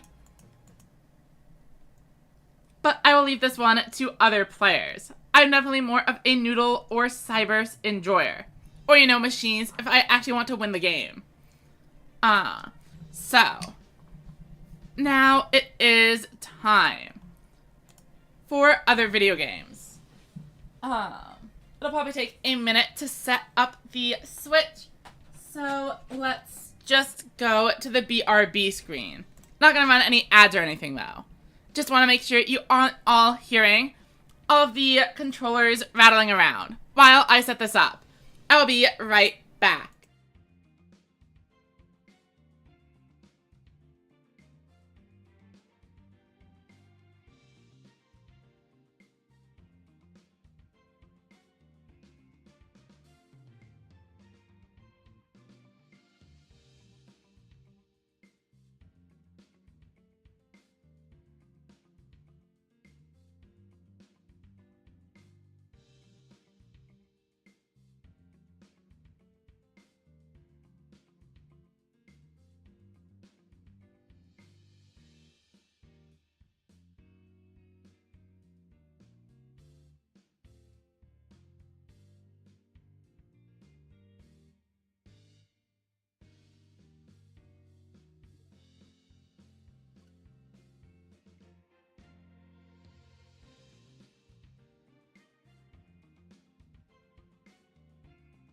Loading up.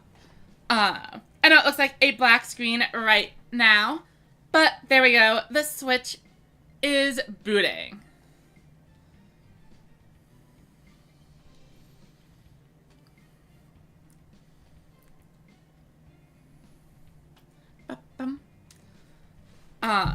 So for those of you who have not been here for the other portions, when we play this game, it is a dungeon crawler. And we have made it to the bottom of the 5th layer of the labyrinth. I should make sure before I start the adventure that I am actually prepared. Do I have a revive? No. So, I don't accidentally just immediately lose. I am going to head back to the town and actually prepare. All I'm looking for are a couple of heals. And then we are good to go. Enter the labyrinth, porcelain forest.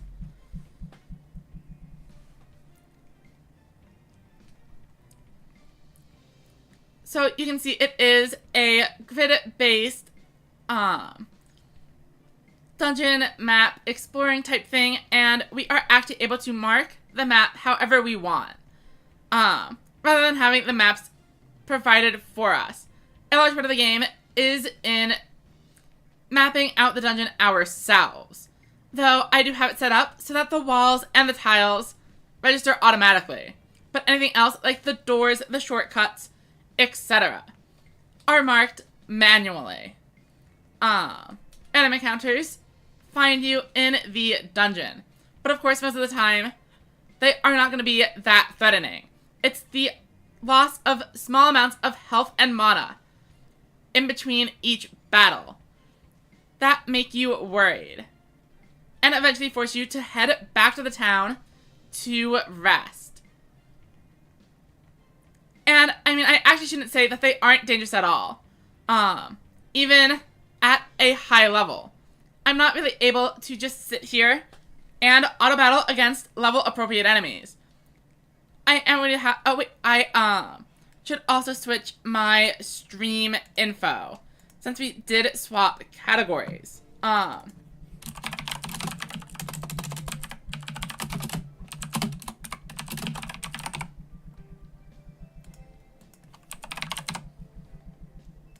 Okay, and that is set up now.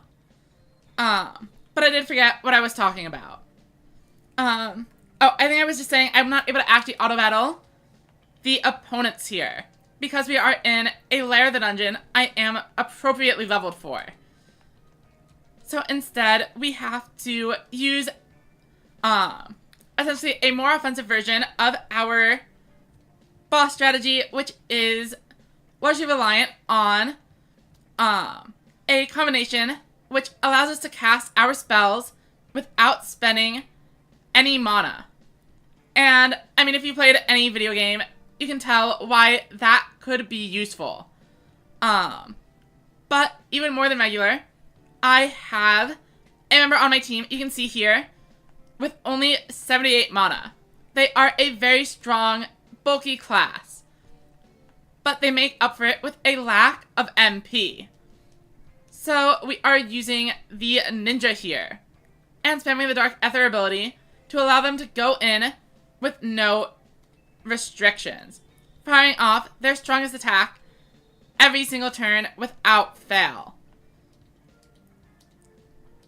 And at the same time, I'm also empowering my healer to infinitely heal us as well.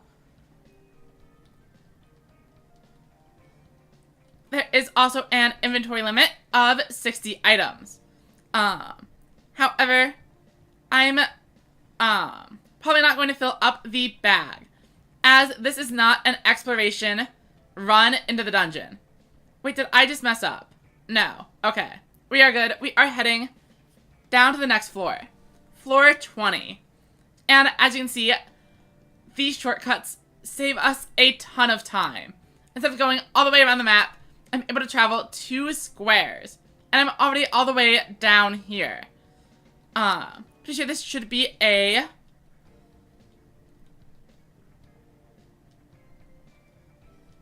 chance to heal up. And I was correct. Okay. So then we go here. And then there is another teleporter shrine in front of us. So we use 2 more shortcuts to make our way through that as well. And then this is where we ended last time. I'm pretty sure this door is going to have a boss battle, as it is different than all the other doors we have seen in the lair of the labyrinth. So let's hop right in and see what they do. We find a pond. Oh, so we found the 2 leaders of the main factions of the game.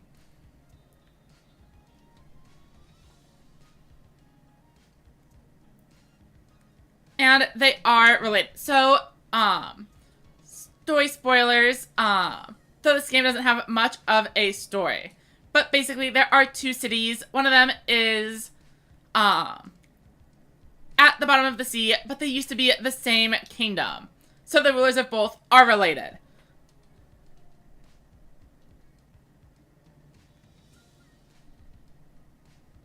Oh, but he's apparently gone, insane.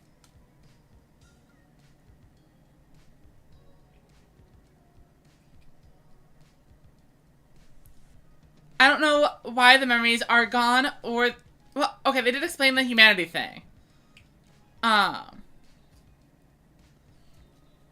So, the Abyssal King, I guess, has been corrupted by Yggdrasil, and the princess is probably, marked by the bad guys. But so are we, actually.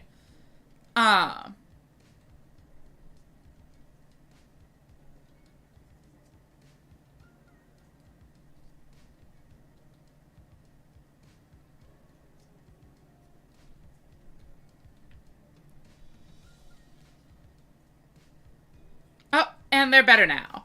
All cured. We did it. Very funny.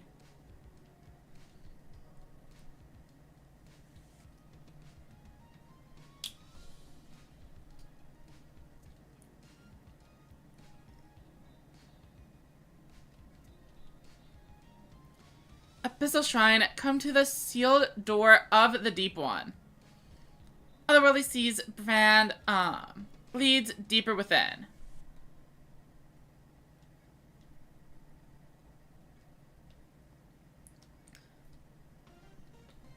so I guess normally that is where the boss would be. But instead, because we did this porcelain offering side quest thing, instead we are forced to head back to the room where we obtained the offering from. Which was... Wait, they said the Abyssal Shrine. I'm actually really confused now. I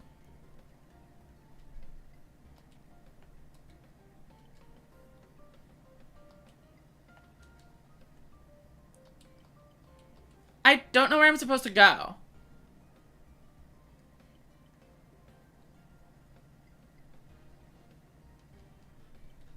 Unless they didn't say the Abyssal Shrine. But I really thought they did. The place I got the offering from was different, though. Is it all the way up there? Oh, why is there just someone right in front of this thing?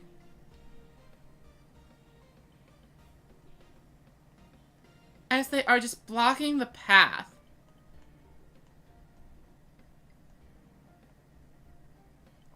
Well, this appears to be the only way forward. So let's fight it.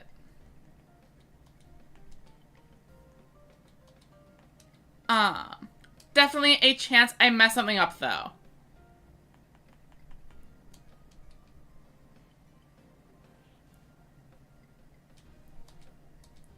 Fortunately, these are only mini-bosses, so they aren't that big of a threat. We're gonna heal our party and use our biggest attacks over and over and over again. And I'll explain a little bit more when we enter an actual boss fight.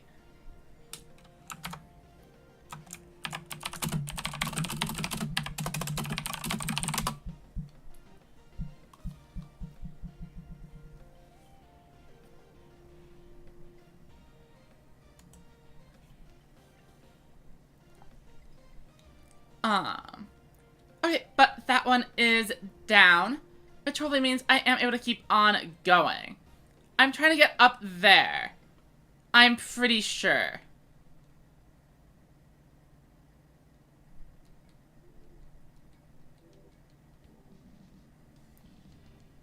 But it's locked. Oh wait, but we have the thing that opens it. Okay.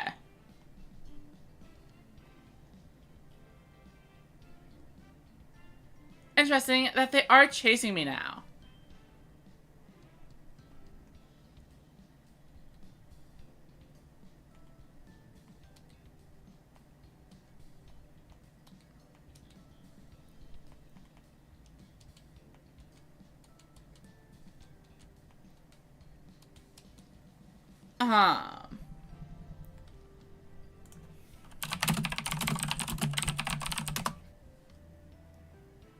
I wish I paid a little bit more attention to where it was telling me to go.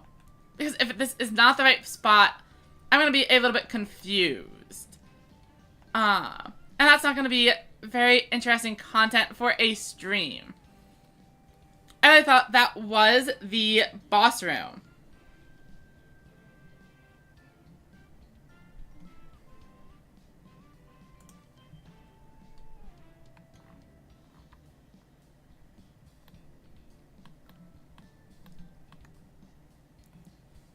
Within the Abyssal Shrine on the 16th floor.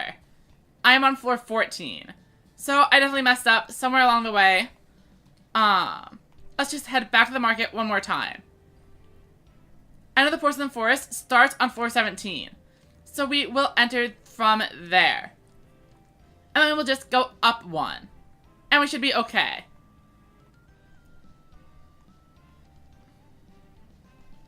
Fortunately, there are plenty of resources online telling me where I'm supposed to go. Okay, so now we are here. But where? Access to a hidden area not available on the other routes. Okay, but I don't know where that is.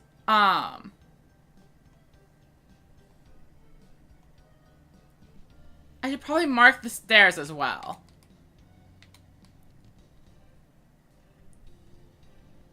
That boss is one we've already beaten, so that is definitely not where I'm supposed to be going. Oh, it's probably that locked door. If you see it over on, the edge of B7. That has to be the right spot.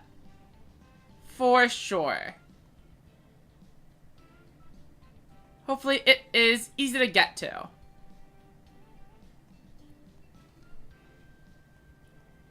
Like, just a straight walk.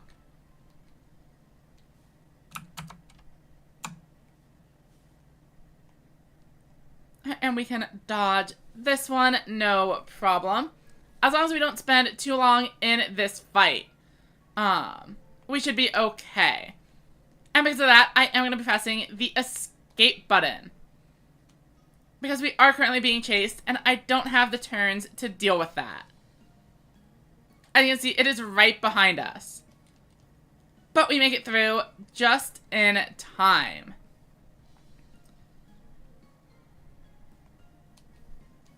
And, I mean, it has to be this door. Led by the otherworldly sea mark, we discover a door in the temple's depths. The unsettling voice echoes through our mind.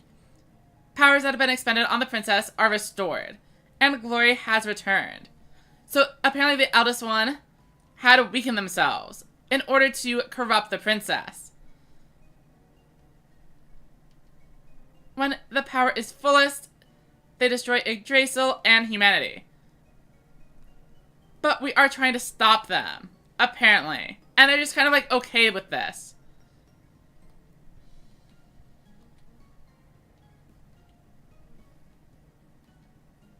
The plot of the game doesn't really make a ton of sense, to be completely honest. I thought it was supposed to be a coexist type ending. But even when we accept the proposition, they just say like, yep, and then we will wipe you out anyway. But I mean, I guess this is fine. We will see where it leads. Wow, okay, we are taking a ton of damage here. I don't think this fight is supposed to be that difficult. Well, this is actually a new item, or a new opponent. So maybe it is actually supposed to be a little bit harder. But that's fine. We can Dark Ether. Take them out, and then heal up Luca. That is why we bought the nectars before heading into the dungeon. Luca is healed.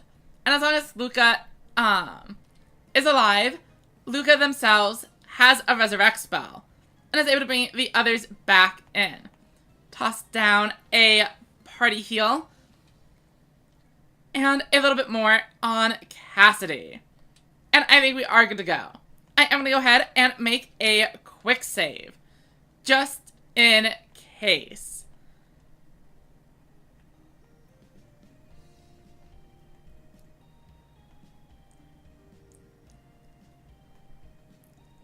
And it looks like this is just a big loop.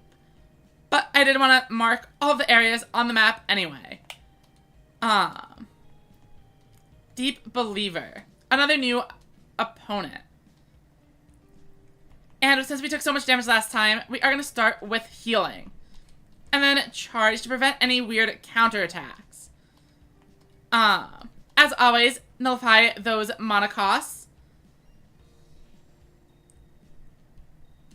And we should be good to go. Pop in the attack order. And then pincushion to really turn the screws. As you can see, pincushion immediately removed both enemies from the board. They are pretty powerful. Though it is a little bit of an RNG type move, as it can hit anywhere from 1 to 3 times. And I don't think there's anything I can do to influence that. Looks like a dead end here. but we are also running out of space in the dungeon. So we are going to make sure we are healed up. Let's go ahead and toss another line heal down here. As I don't want to be jump scared by a boss battle as I enter the room. Oh, no, it looks like it actually just leads to another floor. Interesting. Let's head up. Oh, a whole room. And a nice large section of the map to explore. New monsters. We know this one was using counterattacks. So I am going to use charge first to make sure they don't do anything too crazy. Dark Ether, and let's focus on the other monster. But Leading Slash still deals a ton of damage. Fortunately, we did set this up to heal ourselves. So we can pincushion and swing on in. And there they go. Much less threatening when they aren't counterattacking and KOing the entire party. Stairs down. And then this way.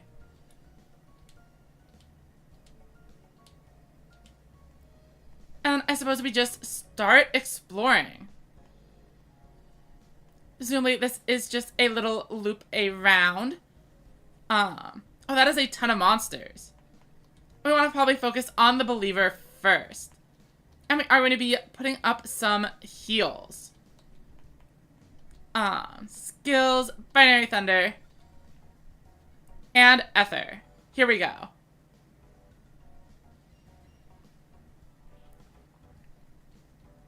And this battle is going pretty well. I'll toss out a party heal if we get the chance, but I'm expecting we are just going to remove them from existence before that happens. Alright, we get a new item for our trouble as well. And let's go over this way. Looks like that area is blocked off for now. But we can open up with one of these. But I also want to head this direction first. See if anything interesting shows up. I would kind of expect a shortcut to be around here. But it doesn't seem to be the case. This one's definitely going to be... Oh, there's an enemy here. Fortunately, we have fought many of these before. So I know we are able to take them. Let's attack order. Charge up. And just play it like normal. It's a little AoE attack, but not a huge deal. We can go ahead, front mortar again. And if we get the chance, we will drop a party heal. But I'm expecting the pincushion to completely eliminate them. Oh, did I not update the thing on Twitch yet? No, I did. It's just lying to me over in the OBS settings. I think. Alright, yeah, nothing of importance there. But of course, going in is going to shut back down those. That's just another of the mini-boss. So, I think once we open the gates again, we should be good to go.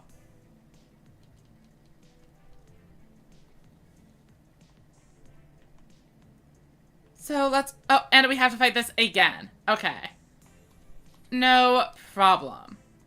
Let's just put up a protect order while we charge and do the fight setup.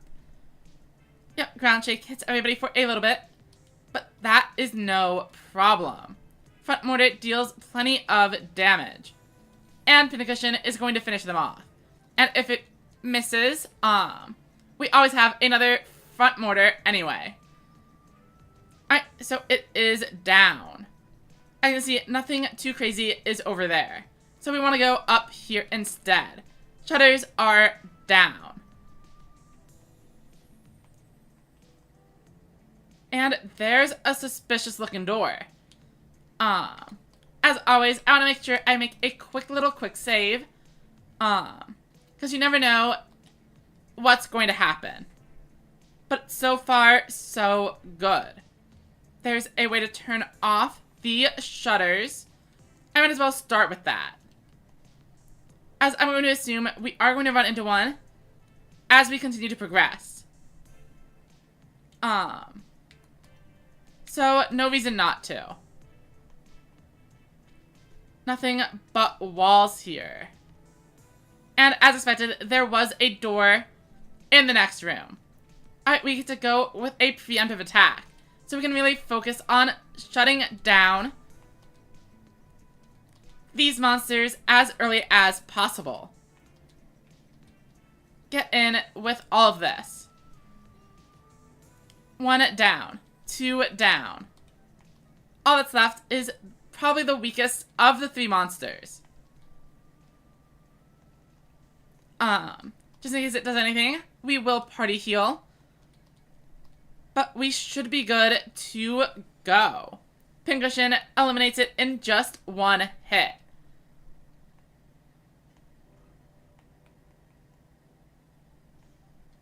Alright, shutters are down, no problem. We can always open them again with this. And we zoom. We are being chased a little bit. Oh, there's one there.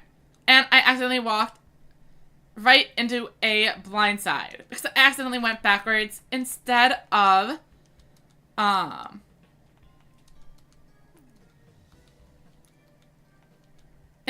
turning to the right.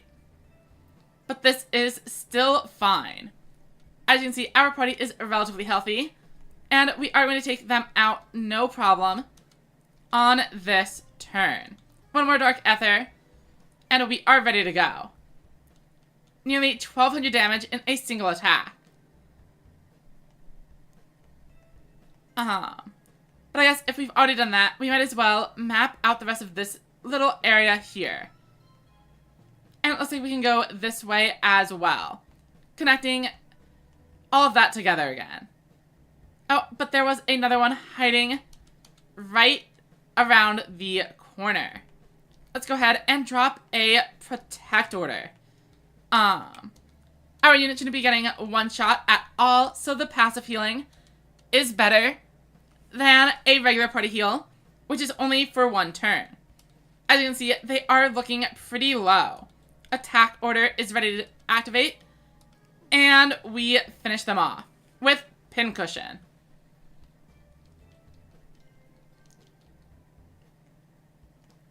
But no need to reset the shutters by walking through that area.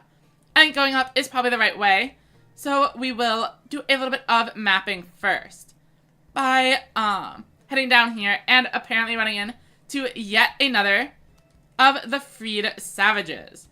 This time, we are not going to bother with clicking on charge. We are simply going in with the attack boost. And there you go. We are apparently able to clear these monsters in just 1 turn. They were initially designed for a much earlier level of the labyrinth. I'm actually pretty surprised we didn't get a different type of foe, given we are in an area only accessible after reaching floor 20.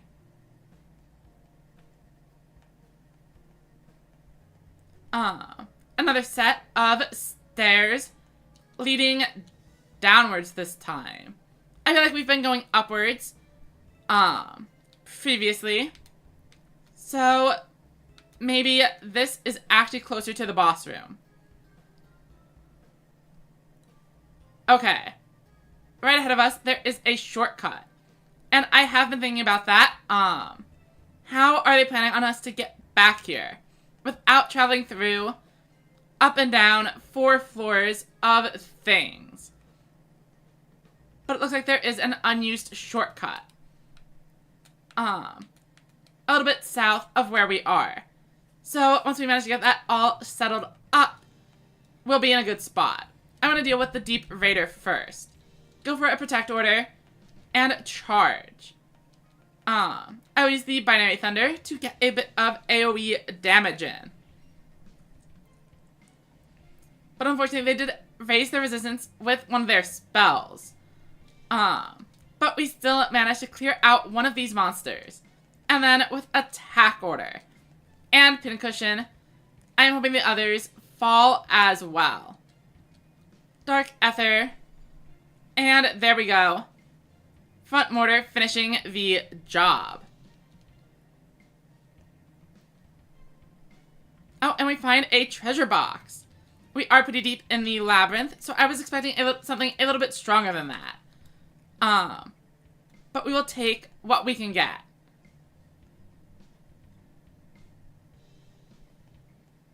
We head this way. And it looks like there's only one path forward. There is a light split here, but I am seeing the shortcut. So I want to make sure that is activated before anything else. We head back and we get a preemptive attack one more time, which means, of course, going all out on the attack skills rather than spending a turn charging. Alright, one is down.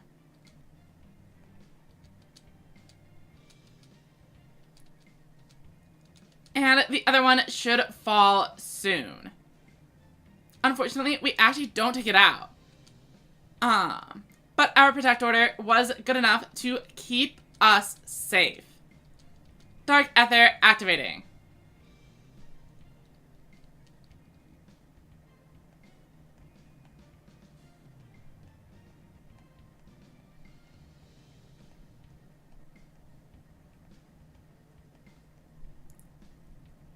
And we continue down a long path, but it leads to a dead end, meaning we travel back here, and unfortunately the map logged the walls for us, showing a path this way.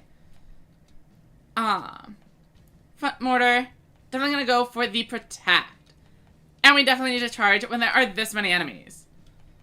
Hit him with a Binary, and then Ether. As you can see, Luca is looking really low on health, but fortunately, just in time, we are able to heal. So I'll do a party heal on the next turn.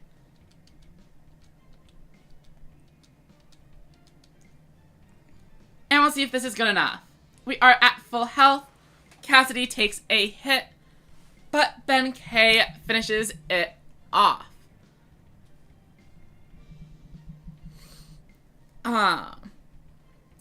And that door looking more and more. Alright, the eldest one lies beyond in its full glory.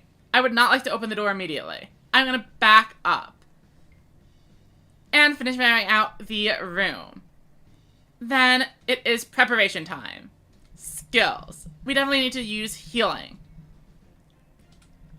We want our team at full health. And we also want a quick save, so if we lose, we are able to reload. Let's mark this door. And head on in. I wonder if I can up the sound on this thing, though.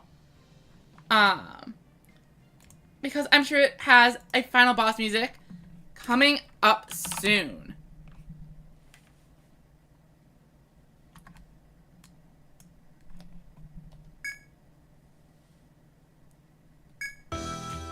Oh, and there they are. That might be a little bit loud though, so let's turn it down a little bit. And hopefully that is good. Definitely let me know if the audio is imbalanced. So apparently by freeing the princess from their curse, they're able to restore the power. Feelings for the princess were at odds with the plan to rule.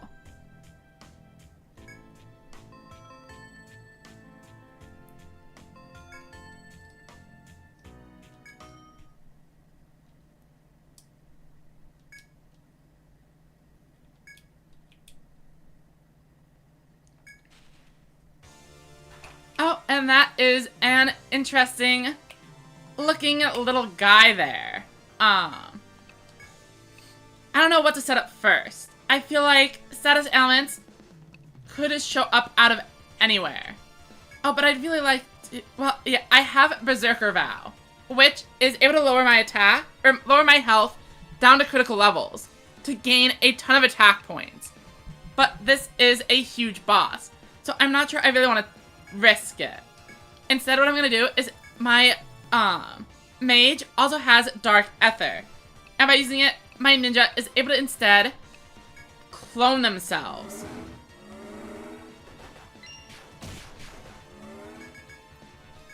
And then we are obviously going to need to heal up the party, as cloning takes up half of their health. But we get a lot of value out of cloning. Instead of just being able to Dark Ether the front row, we are also able to place Dark Ether on the back line. And this means our mage is now free to attack without any concern. Thorncutter is apparently huge damage, and we are going to need to set up some healing here. Let's go for the Protect Order, and then simply charge up again, and now we are in the rotation. Our ninjas provide infinite mana, and then Luca provides healing. Everybody else focuses on damage. We have Resurrect, though it is looking a little bit suspicious here, for sure, given how much damage everybody else is taking. And if we heal them right before they use a big AoE attack, things are not going well.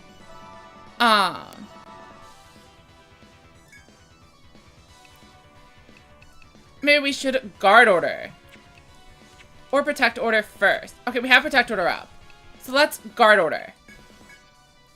Then let us charge here. Octavio is going to use our Nectar to revive our tank. But unfortunately, they just fall immediately again. And things are now looking pretty bad. We're able to pincushion, but that isn't really that helpful.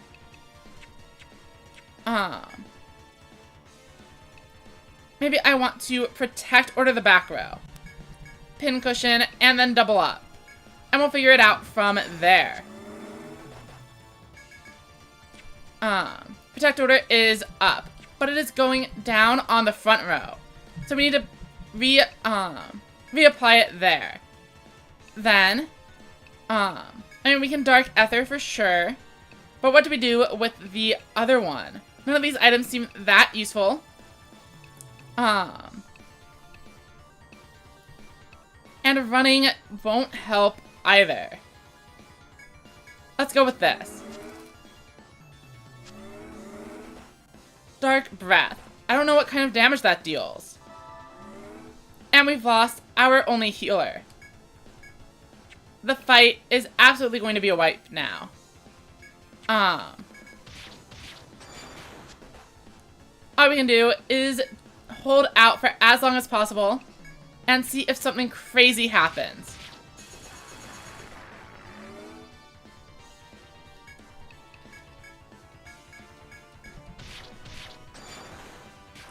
The thing is, I don't even know. Okay, so it uses ice damage. That's interesting. Maybe we can use that as some knowledge. Oh, but it also has blaze.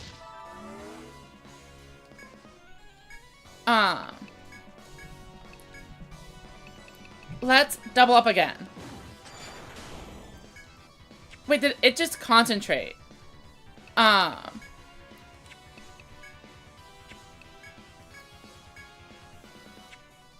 We definitely want to increase our evasion then.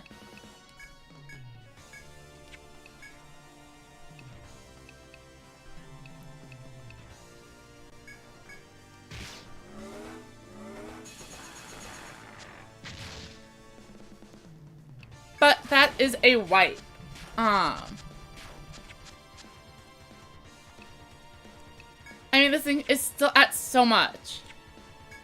Maybe there's some way. I just dodge everything. for many turns in a row. But it seems a little bit unlikely. And there it goes, Thorn Cutter, and our party has fallen. Which means it is time to load in the quick save. But I want to give it one more shot. And then I'm going to have to rethink my strategy if it doesn't work.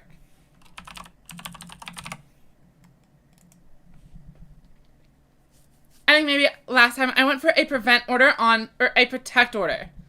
Or I went for the ailment immunity one when I should have gone for the healing one first.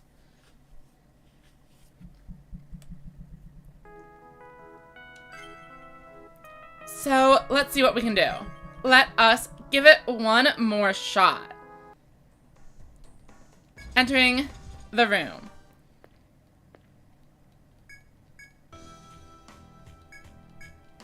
Ba-ba-ba-ba-ba-bum.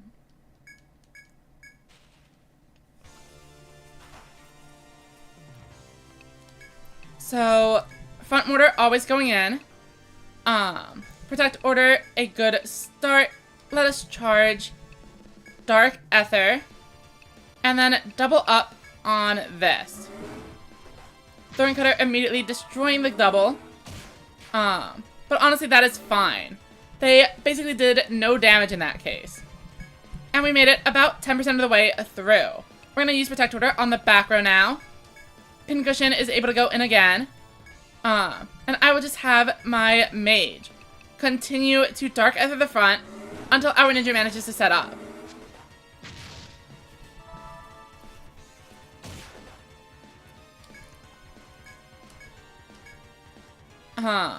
So we use 2 protect orders. I think we go for a guard order next. While we charge and keep up the ninjas doubling shenanigans. Nimpo double. Ready to go. Frozen Eye, unfortunately, able to lower our offense. So we're going to need to try to fit in an attack order somewhere. Fortunately for us, protect orders are up on both sides. And that means we are able to actually do it here and undo the attack debuff they just provided us. Octavio will continue to click on Nimpo double.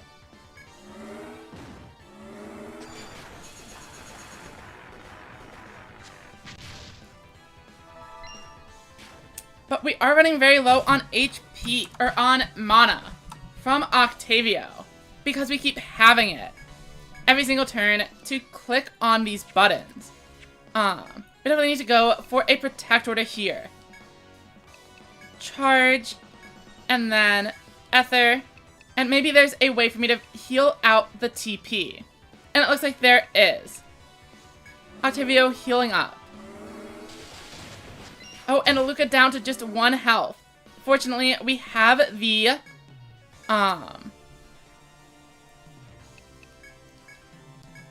things set up. But we need items. Oh, we don't have anything. We have a revive. But that is it. We're gonna try doubling one more time. And unfortunately, they hit Luca, our healer.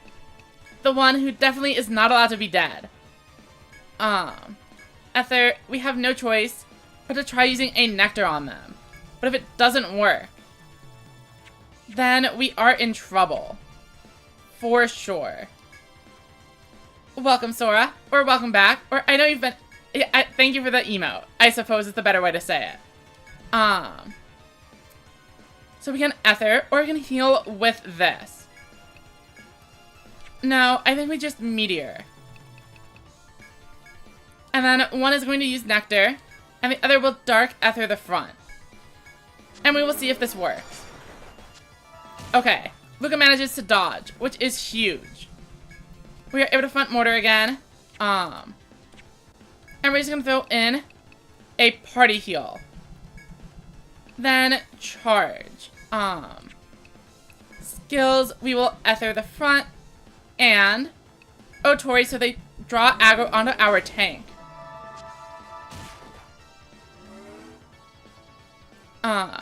Pretty sure it just used some kind of charge skill. So we're gonna drop a guard order. in order to not die in one hit.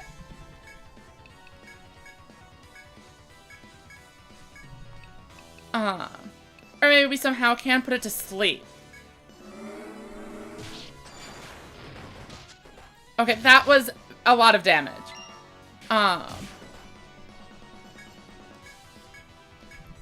Obviously, we need to just keep clicking on Party Heal now. Setsu is probably just gonna be, down for the count. Oh, and we can't even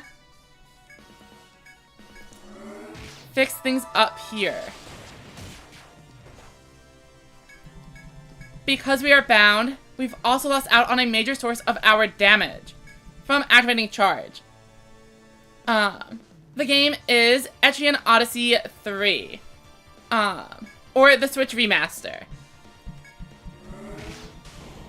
This should be the final boss, I think. And we are getting pretty close. Okay, our party is in a good spot. Let's put on a passive heal. And the bind is cured as well. But they are so close to dying that I'm not going to charge. I'm just going to try to go all out on my offensive. But our healer is now down. But the progenitor is defeated with 2 of our members down. And one of our damage dealers with just 14 HP. Now, place your bets. This is an RPG. And this is the final boss.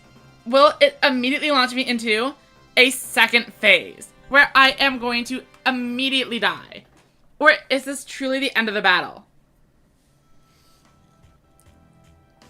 The path away from ruin is open.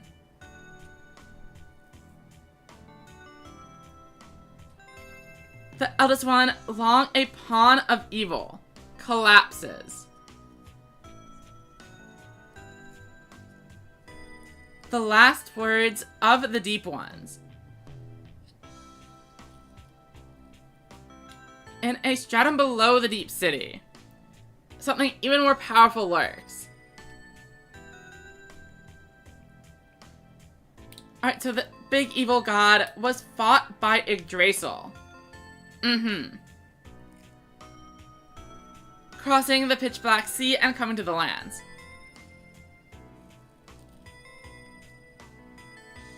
What fell upon the lands was the porcelain offering.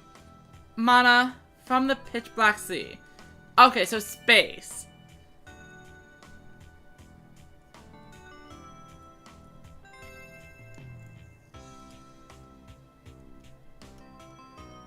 The Dune Crown made the intangible solid. Alright, we did restore the porcelain offering.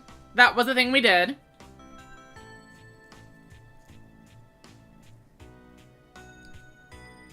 Okay, and the king and the princess are reunited. We know that. The eldest one returns to the darkness. I thought we killed them. I'm really confused. As the king fades into the blue sea.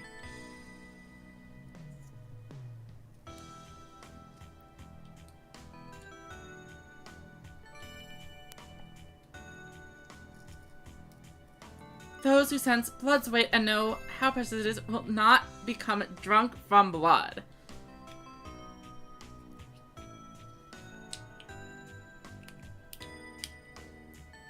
Alright, so there is still another stratum after this, apparently. But this is also the end of the game. What? No, I do not want to skip. Apparently there is actual, dialogue here. Okay. Ba-ba-ba-bum-bum-bum. But to explain a little bit more about what the game is for Sora, it's basically a regular dungeon crawler. If you've played a mystery dungeon game before, it's kind of similar. But instead of going through,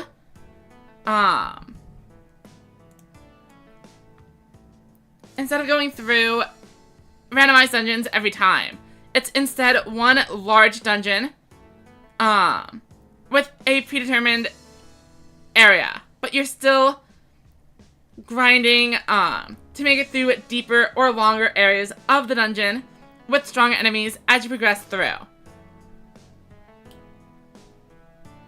Basically trying to reach the bottom of the labyrinth, which is neatly separated into a few different layers. You have all the traditional RPG classes, but none of them are quite right. Like, instead of a cleric, we have the monk.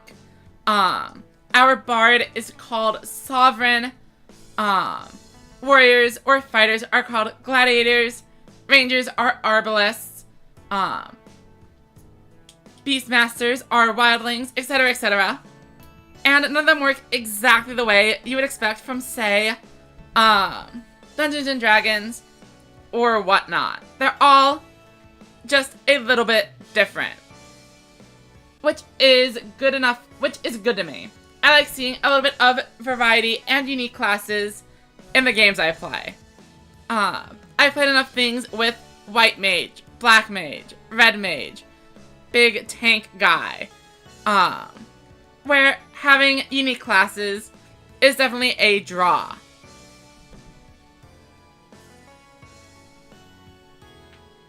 Right. I'm assuming the rest of it is credits, but in case anything else pops up, we will keep on watching them. Maybe there is a post-credit scene. And I mean, I know they unlocked an entire new stratum, but I think I probably should eat something. We've been streaming since the start of the point battle 4 hours ago.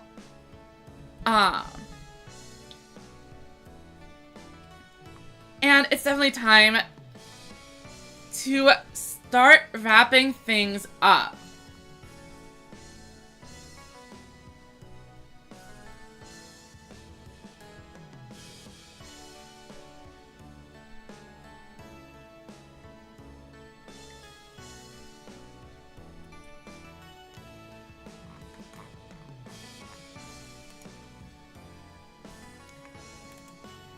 But I definitely enjoyed the game. There are two other routes that maybe I'm supposed to do before I go do the post-game boss. But I'm not really sure if I want to replay the entire game or not. It's definitely a tough choice. I spent a lot of hours on this. And it might be time to move on to other games as well. I have been considering seeing if I can do a silly joke run though. The way experience works, the experience you earn is divided evenly between all 5 members of the party. So, if I were to run with only a single member on my team,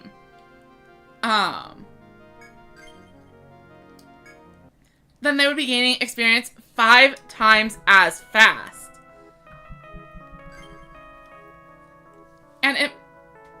And you can see here, we have New Game Plus unlocked. But I'm not going to click on it just yet. I want to load in the post-game save and see what it pops up about. After witnessing the events of the Porcelain Forest, Olympia is in Armor Road. That is interesting. Final directive from the Abyssal King is a teleporter in the depths of the Porcelain Forest. So that must be how we get to, that is how we get into the 6th and final stratum, the post-game one. But first, several of our members have died. A heroic death on the battlefield here. Let's go ahead and heal them up.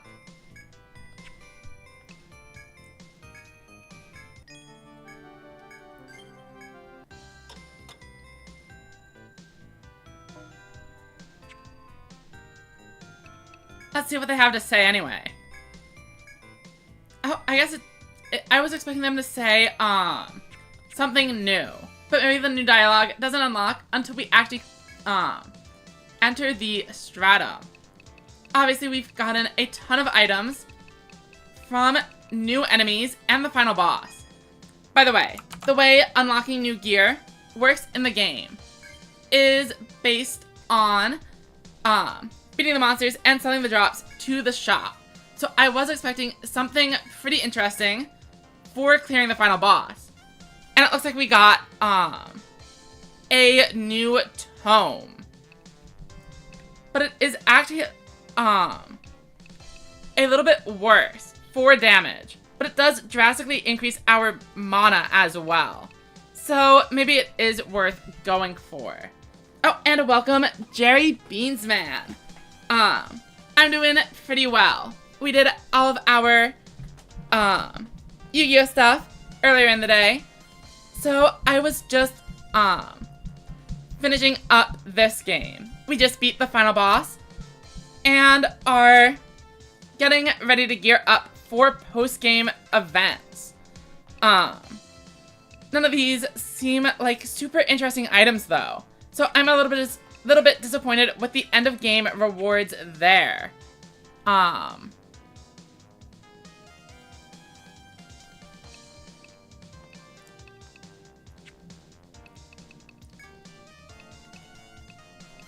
But we can go ahead and sell these, I guess.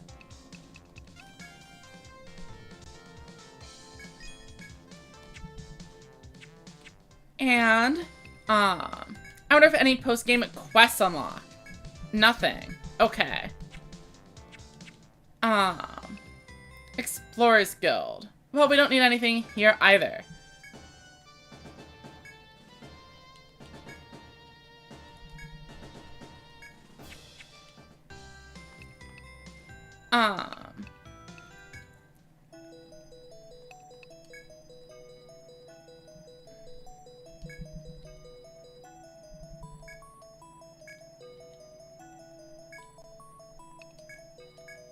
And then we're gonna report everything we've encountered into the logbook. But there are apparently still plenty of monsters that we have not. Obviously, some of the bosses or anything we find in the final stratums won't be here. But that is a lot more question marks than I was expecting. Pretty interesting.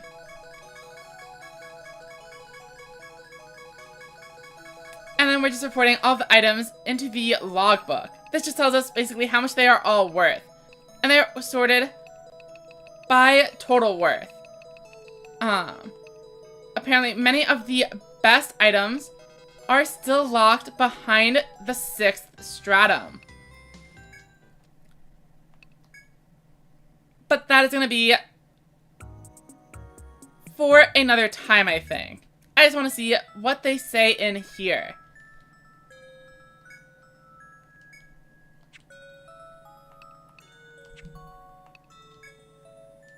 No available missions. Alright, I think we did it. Thank you all so much for showing up and watching.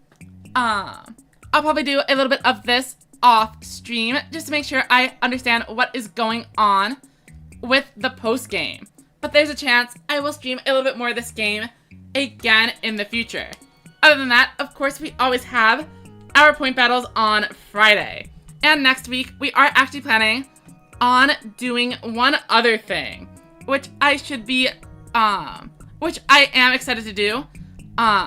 In a few of my videos recently, we have been talking about a custom card game I've been working on, and assuming everything goes to schedule, I should have a couple of people, from the community on next Friday to test it out with me and get some feedback and kind of just show off how it all is going.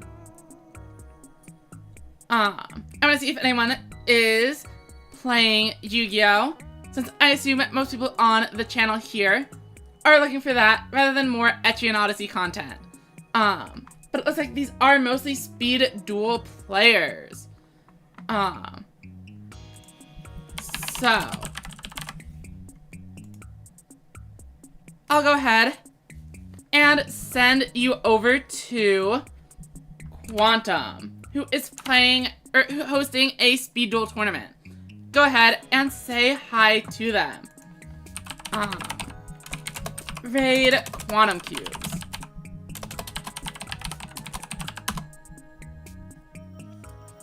Alright, and thank you all one final time for watching. I'll see you all next time.